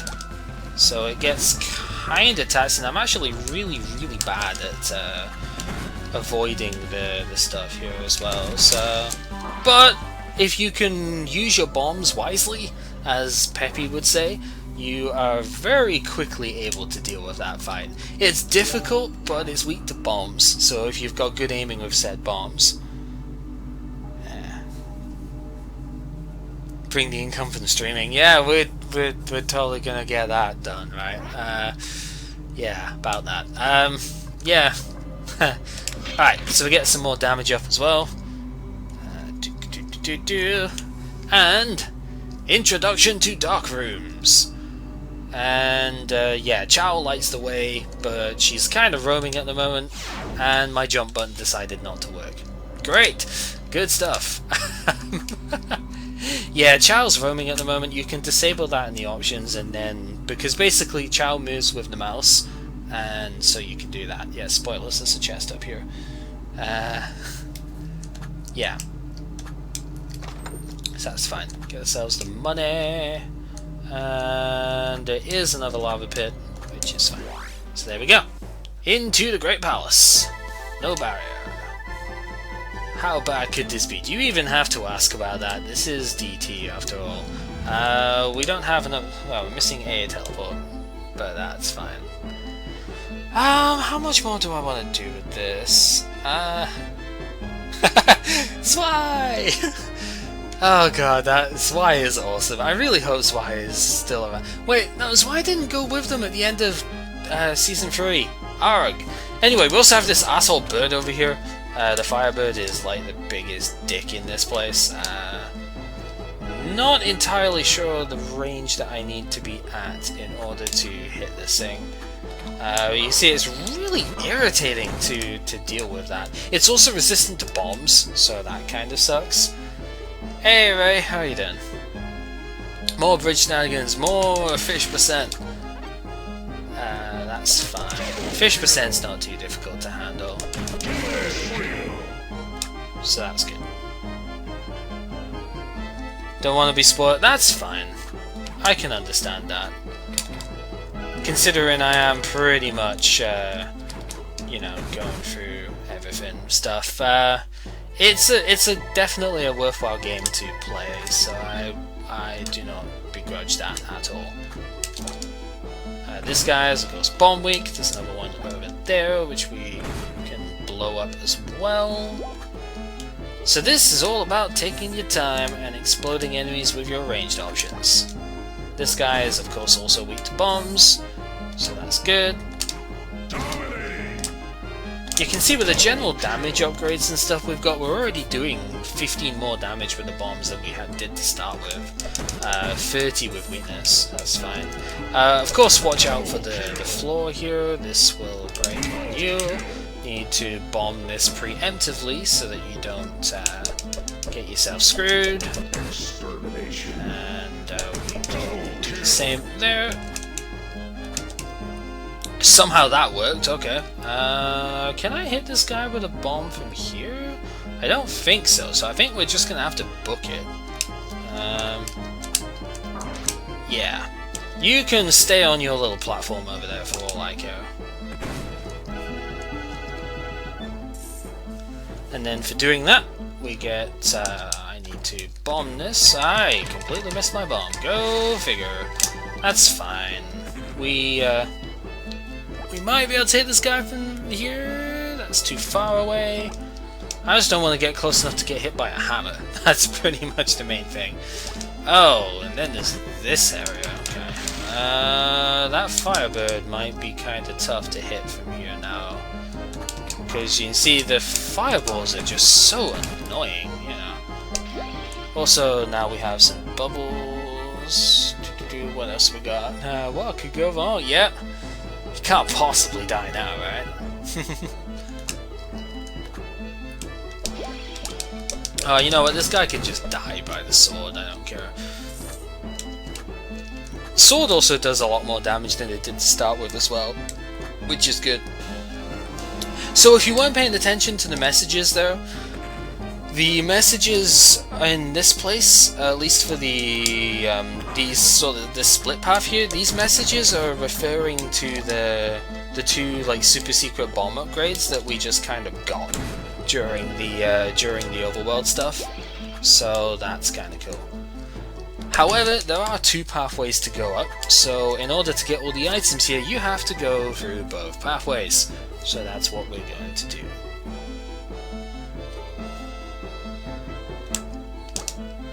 So this pathway is a lot more methodical than the other one, because in this pathway we're going to see wolf heads. If you guys remember them from the original Source game, you will know they are colossal dicks. And yeah, at least their shots get blocked by walls. I think originally their shots were not blocked by walls. Thankfully we can one-hit them with a sword as well. That's actually pretty good.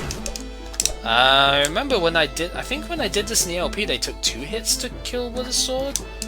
But we're not gonna obviously need to worry about that at this point. Oh, rude!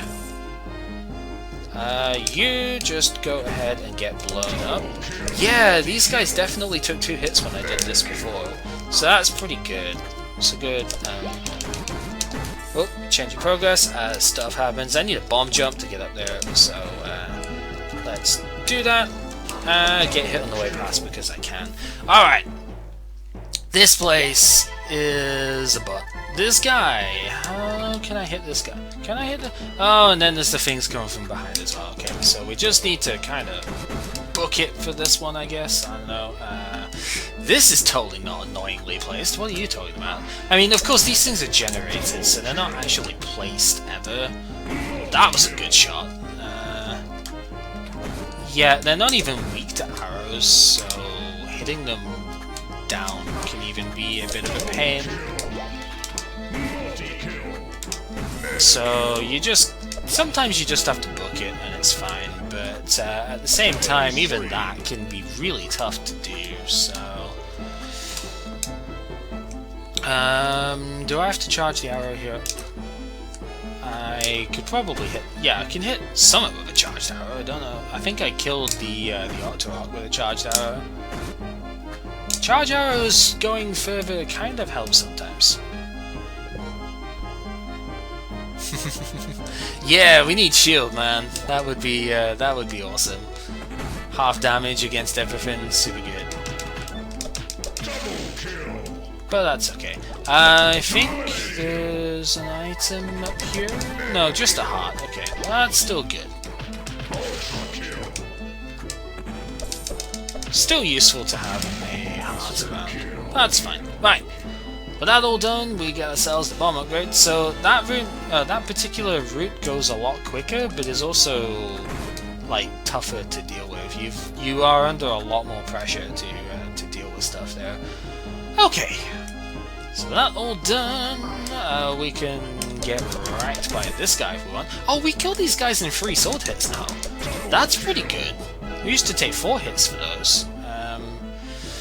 This one, it's really annoying because you can't actually do much about this guy using arrows, so you kind of have to use bombs, and bombs are resisted.